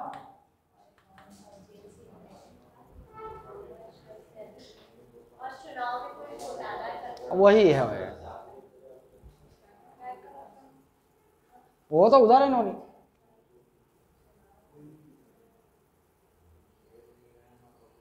मैं भी भुला गया।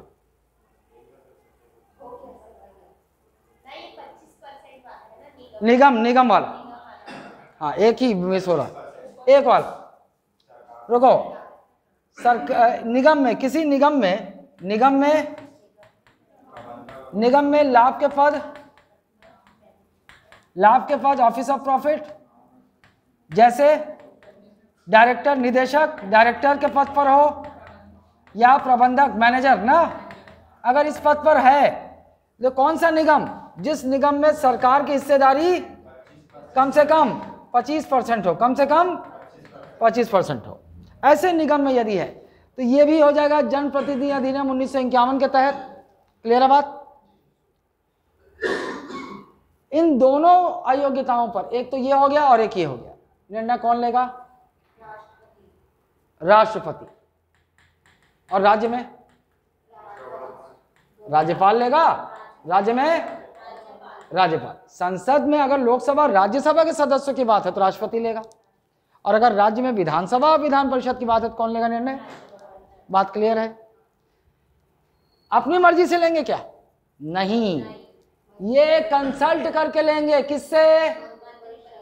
अरे मूर्खों, लो हर जगह मंत्रिपरिषद ही आएगा साला। केंद्रीय निर्वाचन आयोग, central election commission, upon consulting with central election commission. Clear है? हाँ तो जब तक मैं बोलने वाला था पहले ही मंत्रिपरिषद आ गया तुम्हारा। हर जगह थोड़ी होगा, यहां याद रहे। और एक और चीज, क्या राष्ट्रपति जब निर्णय दे दे तो चुनौती दी जा सकती है?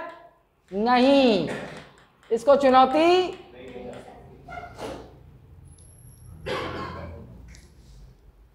समझ गए? मतलब राष्ट्रपति के निर्णय की न्यायिक समीक्षा नहीं हो सकती। अब क्लियर है? किसी की भी नहीं हो सकती। असल में मेन ये नहीं है, ये केवल अथॉरिटी है। असल में कंसल्ट कौन करेगा, कौन देगा? ये देगा चीफ इलेक्शन। हाँ भैया इसने गड़बड़ किया है, ये गड़बड़ है, फिर वो कर देंगे। क्लियर है? Okay, this is all for today.